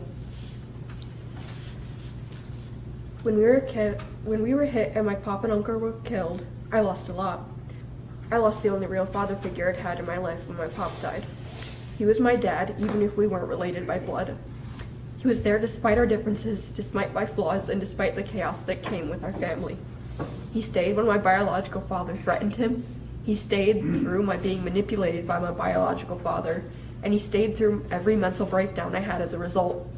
He never blamed me for what I was manipulated to say or do by my biological father.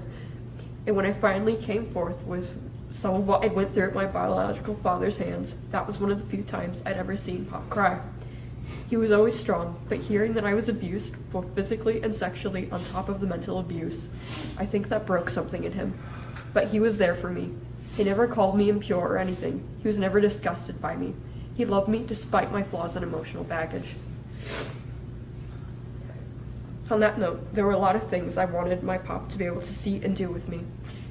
If and when I were to ever get married, I wanted him to walk me down the aisle. I wanted him to be there at my high school graduation, right at the front where he could see me. I wanted him to see me go through college and law school to become a lawyer, and if I ever had kids, I wanted to see him be the best grandpa to them.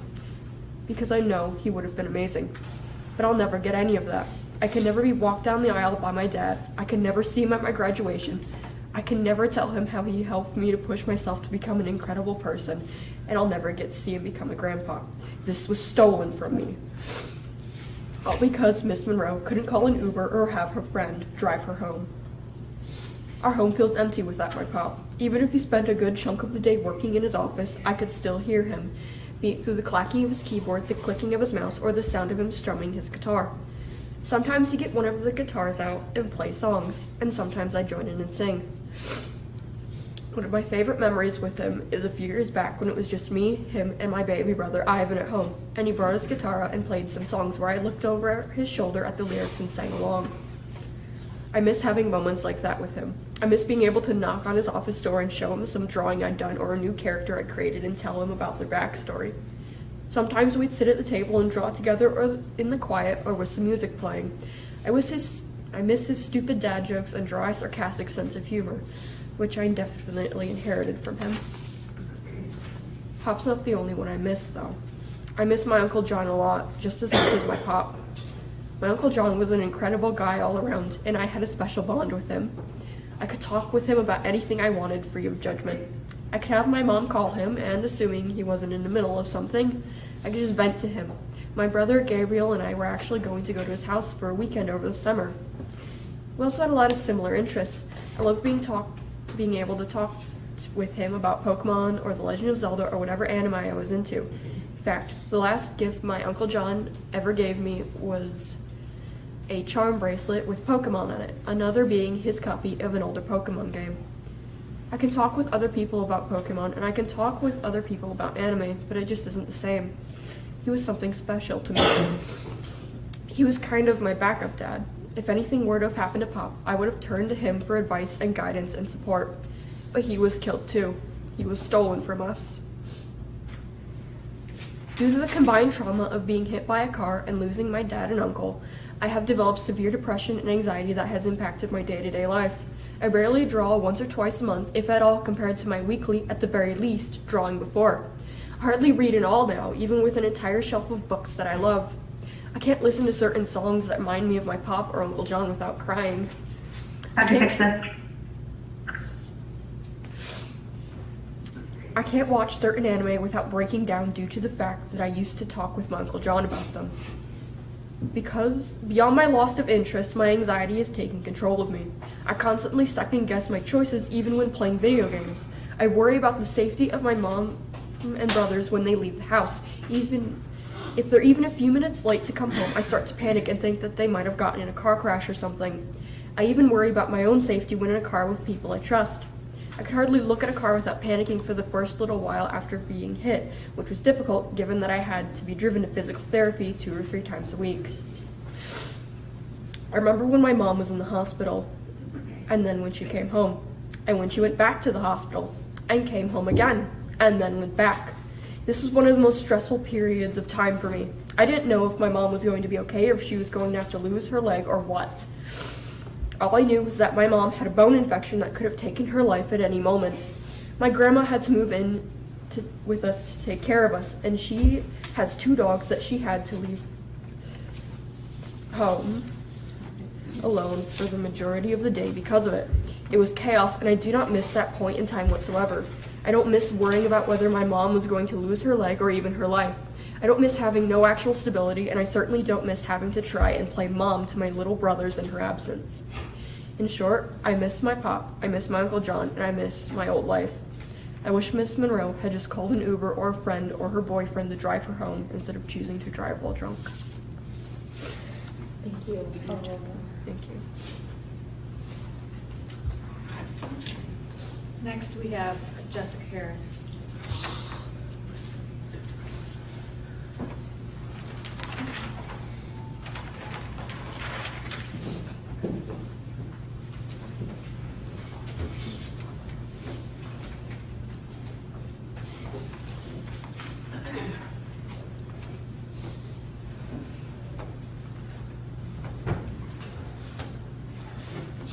Ms. Harris, whenever you're ready. Good afternoon, Your Honor. Good afternoon. My name is Jessica Harris. On May 18th, 2024, I was a wife to Dan, big sissy to John, mom to Aurora, Gabe, Henry, and Ivan, sister, aunt, cousin, and niece to others hurt that day. Today, my life looks very different. I may look healthy and strong standing before you, but inside I'm falling to pieces. I miss my husband and little brother every minute of every day. It feels like there's a black hole in my chest that could swallow me up at any moment. And I haven't even really started the grief process. In fact, writing my victim statement and preparing to read it has been exceptionally difficult. It's almost impossible to put into words the amount of pain that one person's choice has caused. Fortunately, I kept a journal, and I'd like to read some of the pieces of those entries.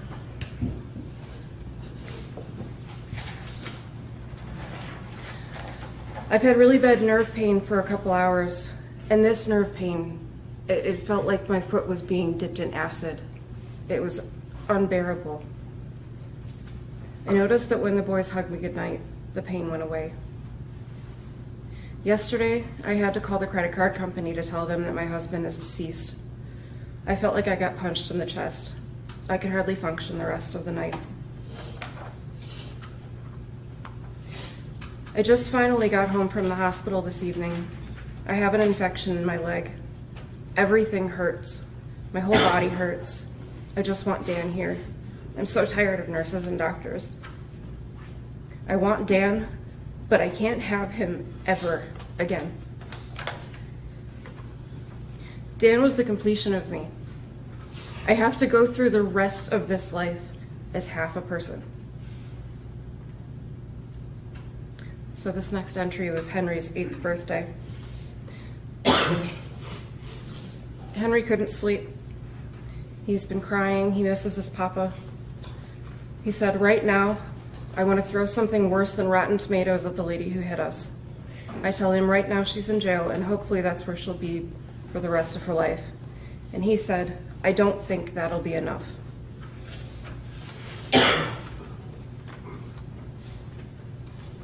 I keep hoping and waiting to wake up from this nightmare.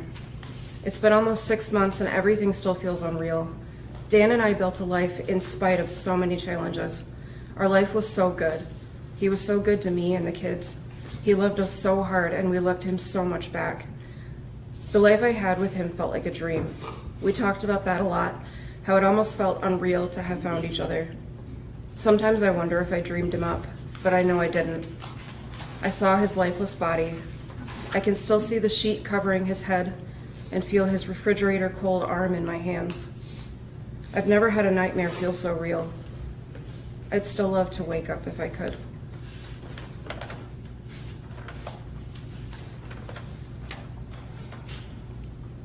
Just a week or two before the crash, I remember feeling so optimistic about the future. We just bought our first house in a city that felt like home. The kids were doing well, Dan's business was doing well, and I was feeling emotionally strong. I remember walking through the park, holding Dan's hand, which always felt soft yet strong. Seeing the sun shine in his big green eyes and telling him, I know I can get through anything with you by my side. I don't have that now.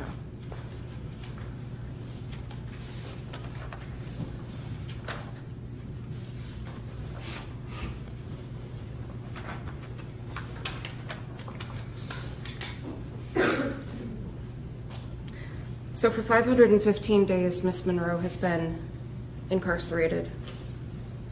But for 515 days, I fought for my life. I fought to keep my children emotionally stable. I fought to understand how this could happen. I fought with God. I've yelled at him over and over, why did you take them away from me? Because I blamed God, because I can't possibly find it in my heart to understand how a person could do something so horrible.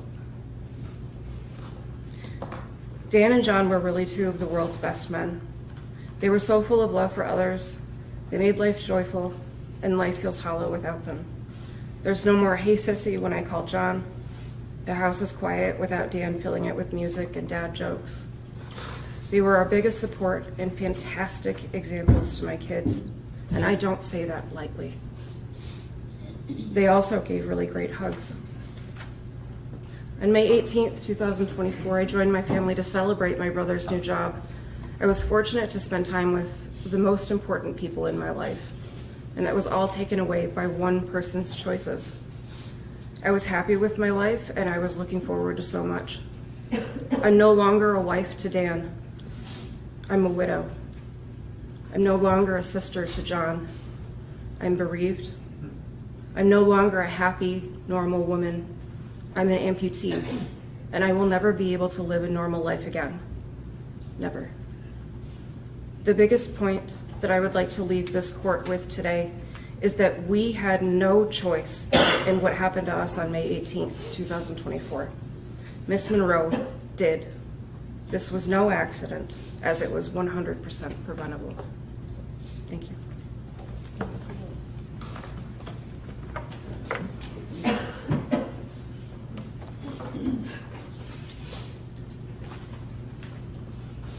Your Honor, that is the last victim statement. Thank you. Does the prosecution wish to call accused before sentencing? Yes, Your Honor. Thank you. Over the past year and a half, my staff at my office and myself have had the honor of meeting and getting to know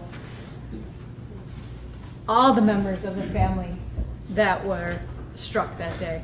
And we've had to have the most impossible decisions with them about initial charges, if we should run a preliminary examination and ask Judge Clarizio at the time to send the case up on murder, if we should have a trial,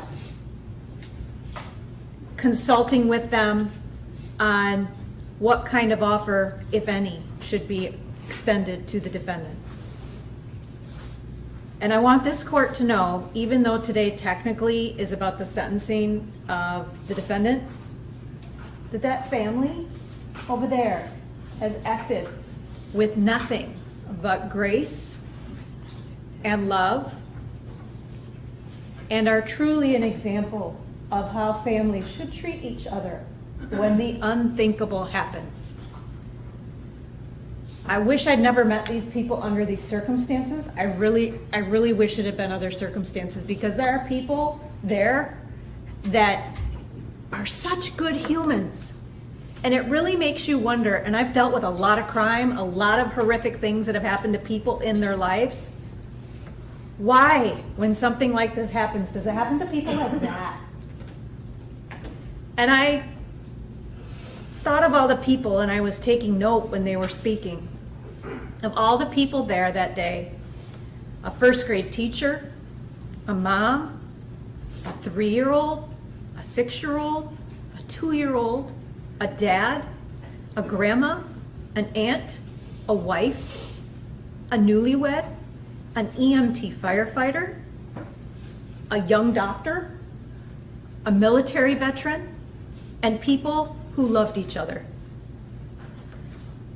I was not there on May 18th, 2024, but I will tell you, I know you've just heard a lot of statements from a lot of people who were there. And I want them to know that there was another side that day, because when I first got the call as the on-call prosecutor that weekend, it was from a seasoned member of the Clinton County Sheriff's Office to tell me that this had just happened in Clinton County. And I have never, in 25 years of practicing law, 15 years of being a prosecutor, had an officer call me, and when they were telling me what happened, break down during that call. And the reason he broke down was because of the kids, the children that were there and saw what happened. And right in that moment, even though I didn't fully understand the magnitude of what was happening in our county, I knew that this was something so horrific that it had rattled someone with that seniority. The victims, their family, their friends, their supporters, their colleagues have shared so much with this court about who John and Dan were, about how their lives have been impacted. And there are some people who question the agreement for the 30-year minimum on this. And I know that was an impossible decision for the family of Dan and John to make. And I want to be clear that that is the minimum sentence. That is the Killebrew agreement. That is what we stand by today, that she not be eligible for parole for 30 years. And I hope she reflects on this, she understands that this isn't something that happened to her.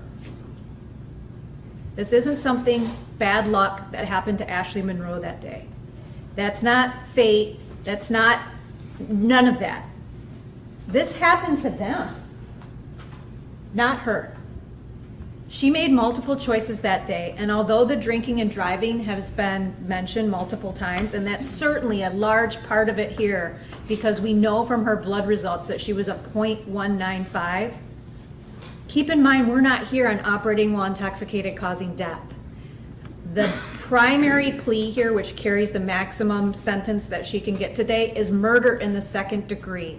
And that is because choices were made here where this was foreseeable. This wasn't just operating while intoxicated causing death. This is drinking to a .195, along with the choice of being on medications that say not to drink at all. And even though they say not to drink at all, she didn't have 1 drink or 2 drinks. She drank to .195.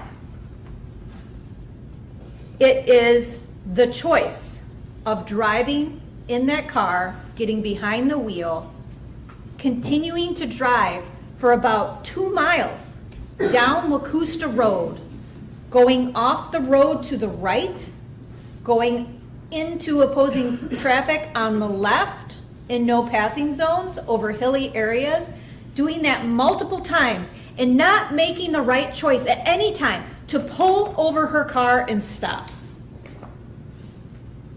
I had the opportunity to go to the scene where all of our survivors and our victims were hit. I walked that scene, and what struck me the most looking at what's there is this is clearly a park area. This happened in daylight. This happened in a space where a driver would reasonably be able to see that going through that section of the roadway, they should be exercising reasonable caution based on what is on that road, what is around it. There was plenty of space to see the number of people that were there, dressed in bright colors, standing there in the middle of the day. We have evidence from Monica Fabis that when she was coming towards the guardrail where this family stood, she wasn't even looking out her windshield. She was looking straight down. What was she doing? Some people have guessed maybe on a phone. Some people have guessed who knows what. But she wasn't looking at the road. So with medications, alcohol, not looking at the road, swerving all over the road, and not making a choice out of the multiple times she did that to pull over, she made choices. As one of the victims pointed out, multiple choices. And those choices took choices away from these good people back here. This isn't something that happened to her. It happened to them. And I have heard things about, of course, she doesn't have any convictions on her record for prior criminal acts. And I get that. I do. And I know the court has to consider that. But there is a difference here between intent and impact. And when the court looks at the snow factors, part of what the sentence has to be is deterrence. I don't have a time machine, I know this court certainly doesn't, to turn it back and bring Dan and John back, to bring back Jessica's leg, to bring back all the trauma they've been through. But the court can say to the community, this will not be tolerated because the sheer damage that it does to the citizens who live here, who visit here, who are here, there has to be a message sent to others in the community that when you make choices like the defendant did, the penalty is going to be severe. The consequences are going to be severe. 30 years probably isn't enough. It's not. But when you have these impossible conversations about going to trial with a jury and seeing what a jury does, it was the decision that was right at the time. I also want to say, after meeting this amazing family, that there may be things that they do not know from that day about miracles. And I do believe that in some situations when we have a case like this, we have to have accident reconstructionists who put together what happened and try to tell the prosecution or the court or the defense attorneys what exactly happened. And there were some miracles this day. One miracle I want to say is there was a person on scene who was one of the first people to stop. His name was Jeff Hinkle. He hasn't testified in anything so far. He's a member of the community. He was an off-duty EMT, and he stopped, and law enforcement told me that but for Mr. Hinkle, this would have been a worse situation than it was. Mr. Hinkle got out of his car, stopped, and immediately took control of the scene, even coming up to the first officer who arrived there and was able to tell him who needed treatment immediately and what was going on. The fact that he was the first person who just happened to stop that day is simply amazing. Second, defendant left the scene.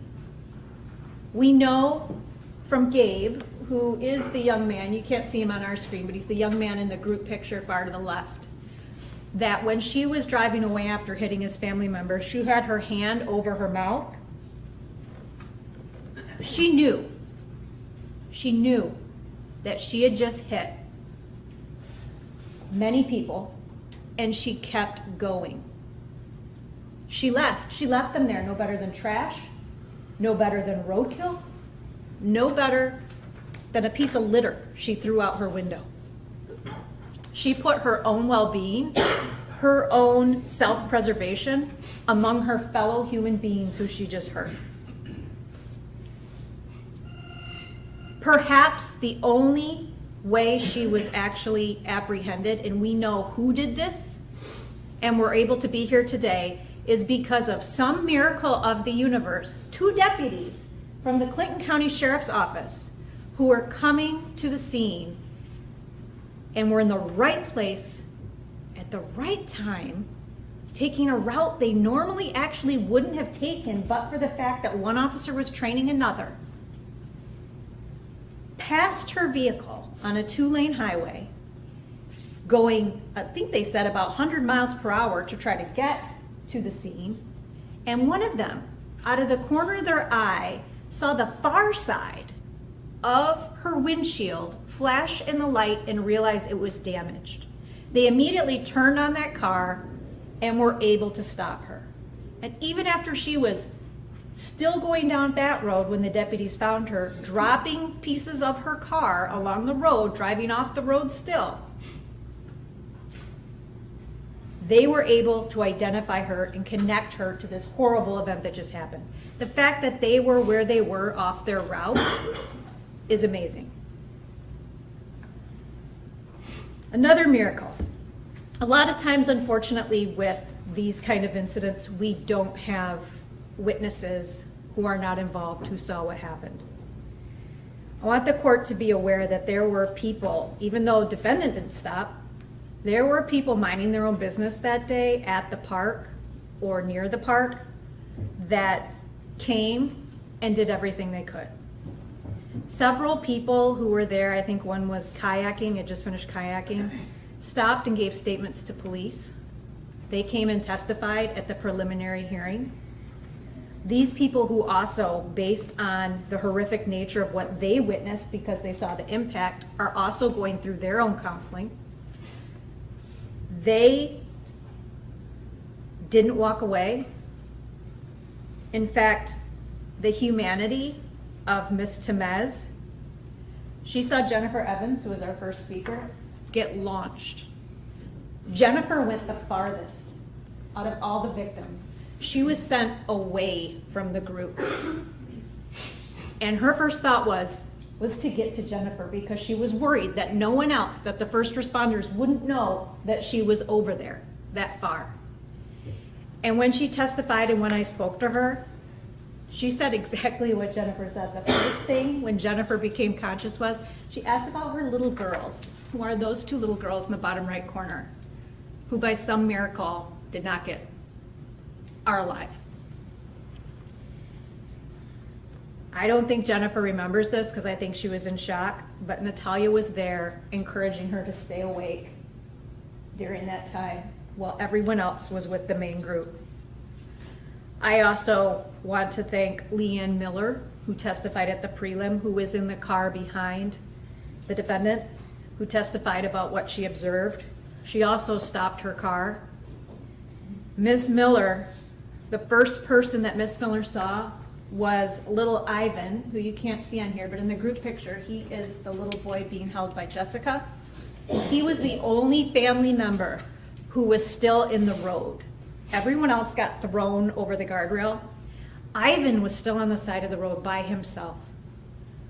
She went to him and comforted him, a 3-year-old face down, offering him water, trying to put something under his head, take care of him.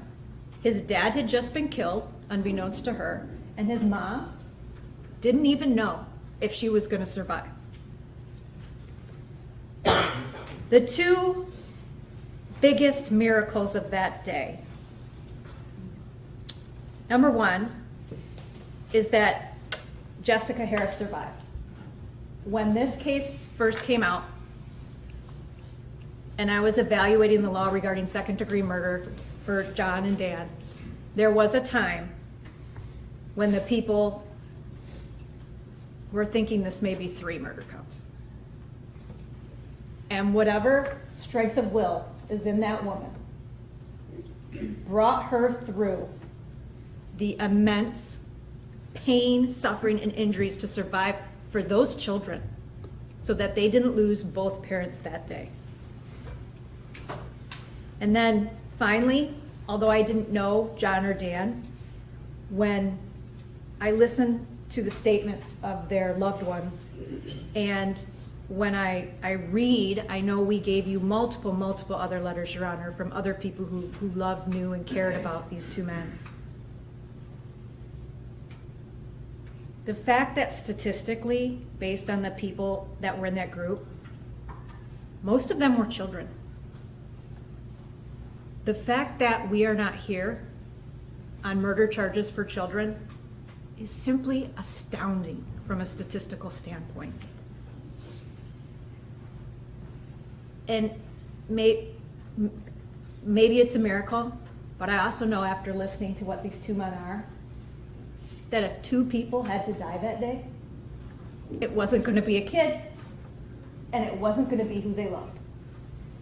And so when I hear their loved ones talk about them being protectors and caring about other people, I can almost guarantee you, without knowing them, that they would have been the 2 first people to sacrifice themselves for the rest of their family. And so it's not lost on me that the 2 people that were lost out of this incident are these 2 men, because they would have given that for them. I want to thank all the police jurisdictions, because as I prepared this case and talked to the officers who, as John's department pointed out, they worked very hard on this case.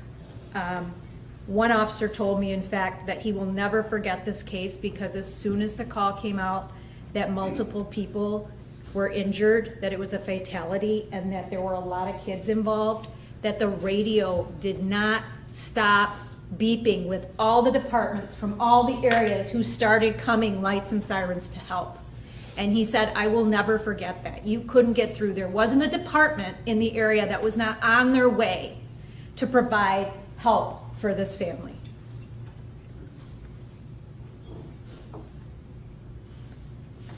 all in all, it doesn't change that John and Dan are gone. It doesn't change the injuries and the sentence that this family has gotten, that they were sentenced to on May 18th. But we ask that you send the message to the community that defendant be held responsible for her choices that day, because this was murder, that she be responsible for the number of lives she's impacted that will carry on, as someone pointed out, generationally for this side and this side. That even though today might be the last day of the court proceedings before you, it's not the last day for this family. And we ask that, Your Honor, you follow the Killebrew agreement, that she be sentenced to a minimum of 30 years in the Michigan Department of Corrections, with the top of that number to be set by Your Honor, but we ask that it be no less than 60 years. Ms. Martinez, I have a question Sure. for you. I just want to make sure that my math is correct, because I know this was a carefully crafted Correct. plea agreement between the prosecution and the defense. So as to the, and I'm looking at the homicide, murder second degree guidelines, I read 225 months to 375 months to life. So my calculations indicate that would be on the lowest end, 18 years and approximately 18 3/4 years. Correct. So 18 years and about 9 months.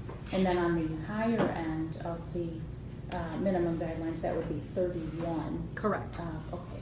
So that would be, so the 30-year would be within the properly Correct. scored guidelines, and I don't think there was any dispute. Correct. Right, and that was, okay, I understand. Thank you very much. Thank you.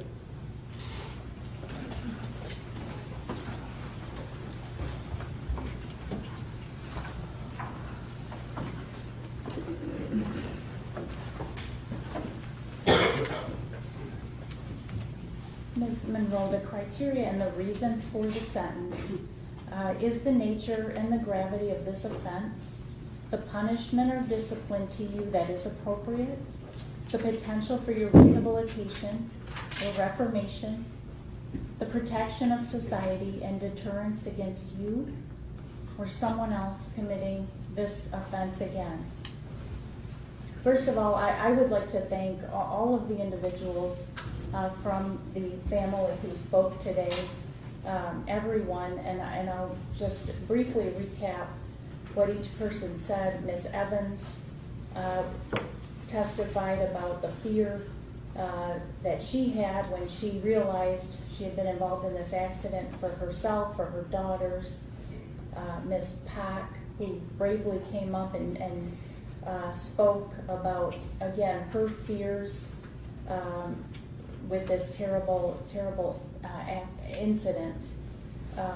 Captain Tifo, who spoke on behalf of the Firefighters Union, talking about losing a brother that day in John, and he made a statement that was particularly poignant to this court. He said, this is from the captain, that you, Ms. Monroe, took away someone who would have moved heaven and earth to help people, and that was his brother, his firefighter brother, John, who worked as a paramedic, and as we've heard his wife and other people talk about, really seemed to connect with the most vulnerable people in society and really fight on their behalf to make sure that those people were properly cared for medically when they themselves were having their own issues. And Ms. Monroe, it sounds as if had the situation been different, and he would have cared for you too in that incident. We heard from Dr. Blatz, the widow of John, who, again, she talked about how her husband would sit and talk with patients that he dealt with as a paramedic, who offered no judgment to those people, who even if those people who were constantly slipping in and out of addiction, needing the services of emergency medical personnel, and yet he would still tend to those individuals, as was his obligation and his job, and frankly, as Dr. Glatz indicated, his desire as a paramedic professional to help the community in the manner he did. We heard from Mrs. Ash, John's mom, who talked about the kindness of her son and how he cared for others, and that was exemplified in everyone's statements today about John and Dan, and how again this family has lost such a great deal in losing these two men, and having other members of the family, including the youngest members, be injured, and what it sounds like facing a long and painful road to recovery. We heard from Ms. Fabrice, who talked about her 2-year-old who had to endure and is apparently still going through the symptoms of PTSD, who had to seek out counseling, who the family has had some challenges with depression, and feeling like they themselves were responsible for this. Since the day that this happened, they were gathered to say goodbye to their family, their small family, who was taking another job overseas. And we heard from Mr. Ash, from John's brother, who really eloquently said in addressing you, Ms. Monroe, what you're getting today is nothing like what our relatives have been going through for the past 515 days. So in other words, the sentence today, and I think other family members said this, this family is going to have to live with the memories of this terrible, terrible, tragic day for the rest of their lives, whether it's from their own memories of the incident, of the crash, of themselves, their family being injured and killed. A number of these family members have talked about reliving those moments in their lives and not being able to see a day where they don't either experience the physical pain or the mental pain of reliving those moments. Mr. Esch also talked about the fact that again, the powerlessness of himself not being able to help some of the victims, while his wife, on the other hand, was performing CPR in a failed attempt to revive her brother-in-law. And again, I think that it went without saying that this was one of the best days. This day started out as one of the best days in this family's lives. Family traveling from out of state, from out of the area to meet, to say goodbye for now to Monica and David, who would be moving overseas, and their young daughter, enjoying time outside in the sun. And I do remember that this was a beautiful day outside. They were gathered in the park to enjoy, and I think someone said playing in the same playground that some of the family members played in when they were young children, and just enjoy each other's company. And it became the worst day of this family's life. We heard from Mrs. Harris, Dan's wife, who talked again about her own horrific injury, her own struggle for survival. We heard the prosecution say they originally thought this might be a 3-count homicide case, but through her own persistence and desire to carry forward despite her husband's death, she survived. And we heard her struggles, and we heard Aurora's elocution about losing her dad. Well, we heard again statements from the family, and I'm just compiling them here. They will never be able to live normal lives again. And at the end, once all the family members had made their statement, the prosecution, Ms. Martinez, said she has wondered, why do things like this happen to people like this? People that were just out enjoying their time together. And really, you know, I don't think there's a good answer to it. But what we do know is that Ms. Monroe, the defendant in this case, made what I understand to be the worst choice that she's ever made in her life.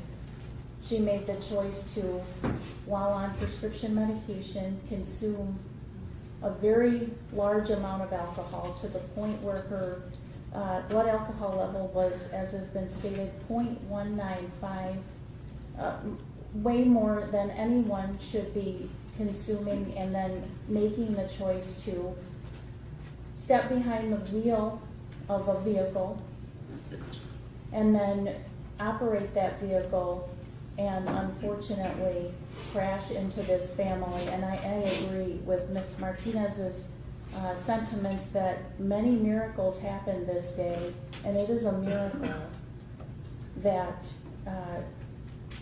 we are not here mourning the losses of more of these family members.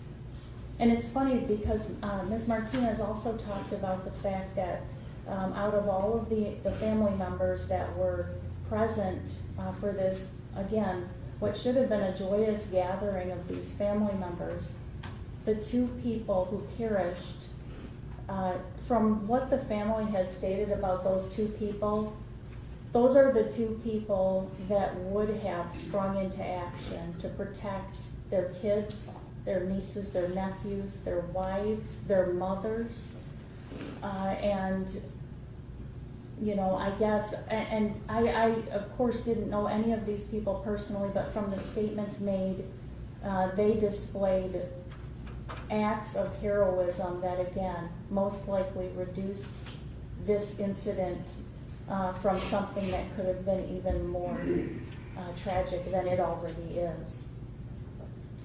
So again, Ms. Monroe, I'm sure that if you could dial back this incident, and you know, you didn't make a statement, and I don't hold that against you in any way, but I'm sure that if you could dial back this incident, you would.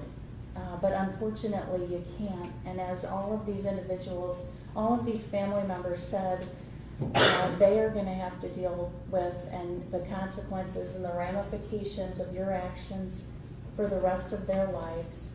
And I don't know that there's an explanation for what happened other than your choices that day.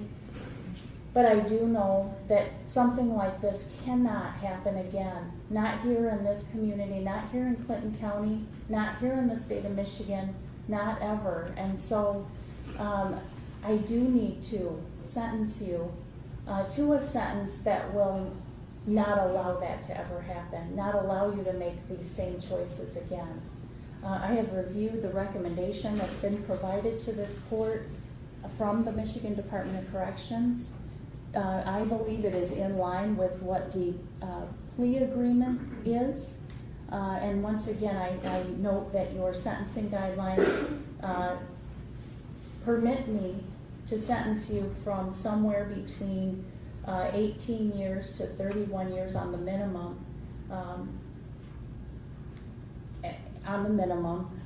Up to a longer term.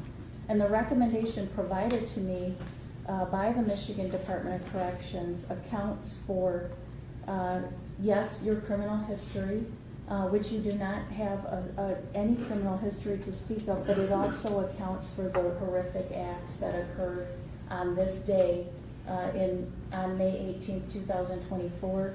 And their recommendation for the homicide murder second degree charge is 30 years to 60 years with credit for 515 days served. And I intend to follow that recommendation. So as to the count 9 homicide murder second degree, I sentence you to the Michigan Department of Corrections for a period of 30 years to 60 years with credit for 515 days served. You must pay the court costs in the amount of $350.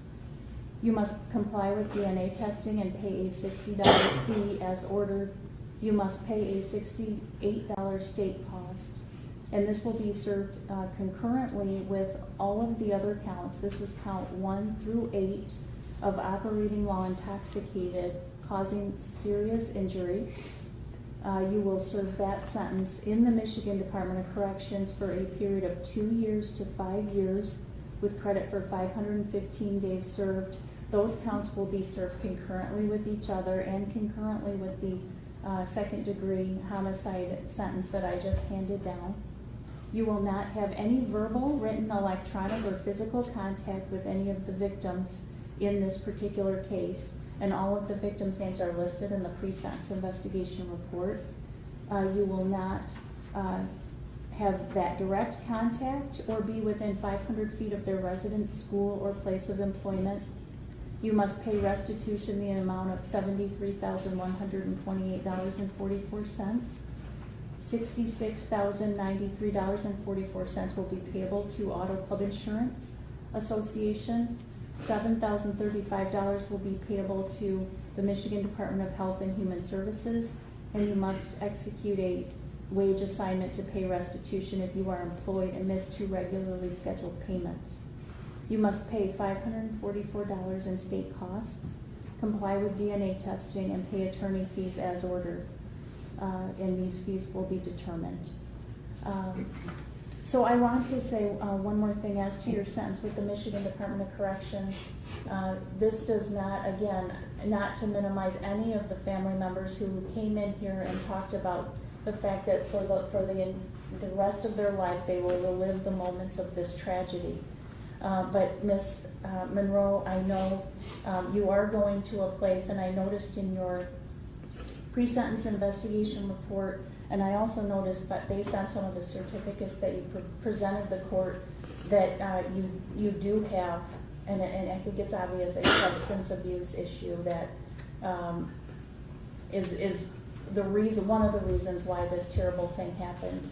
I implore you to take advantage of any possible rehabilitation that might be offered to you within the correctional facility that you will be sent to, and you have a long time to serve, and I implore you to serve it wisely by making sure that this never happens again, and that no one else, and that this sentence deters anyone else from engaging in this type of reckless conduct. So with that said, you will be handed a document that notifies you that if you wish to appeal this sentence, you may do so by sending one copy of the document to the address listed on the form no later than 42 days from today. The other copy of the form, it's the same form, 2 copies will be returned to me, and I'll place it in the court file. And I would ask you to initial that copy. Do you need to address anything else? Just briefly on that, Sure. Mr. Falpash from the Department of Corrections just notified me that of an addition that. Yes, Your Honor. I noticed it was admitted for the crime victims assessment, $130. It's mandatory. Okay, that will be included then. Thank you. $130 for the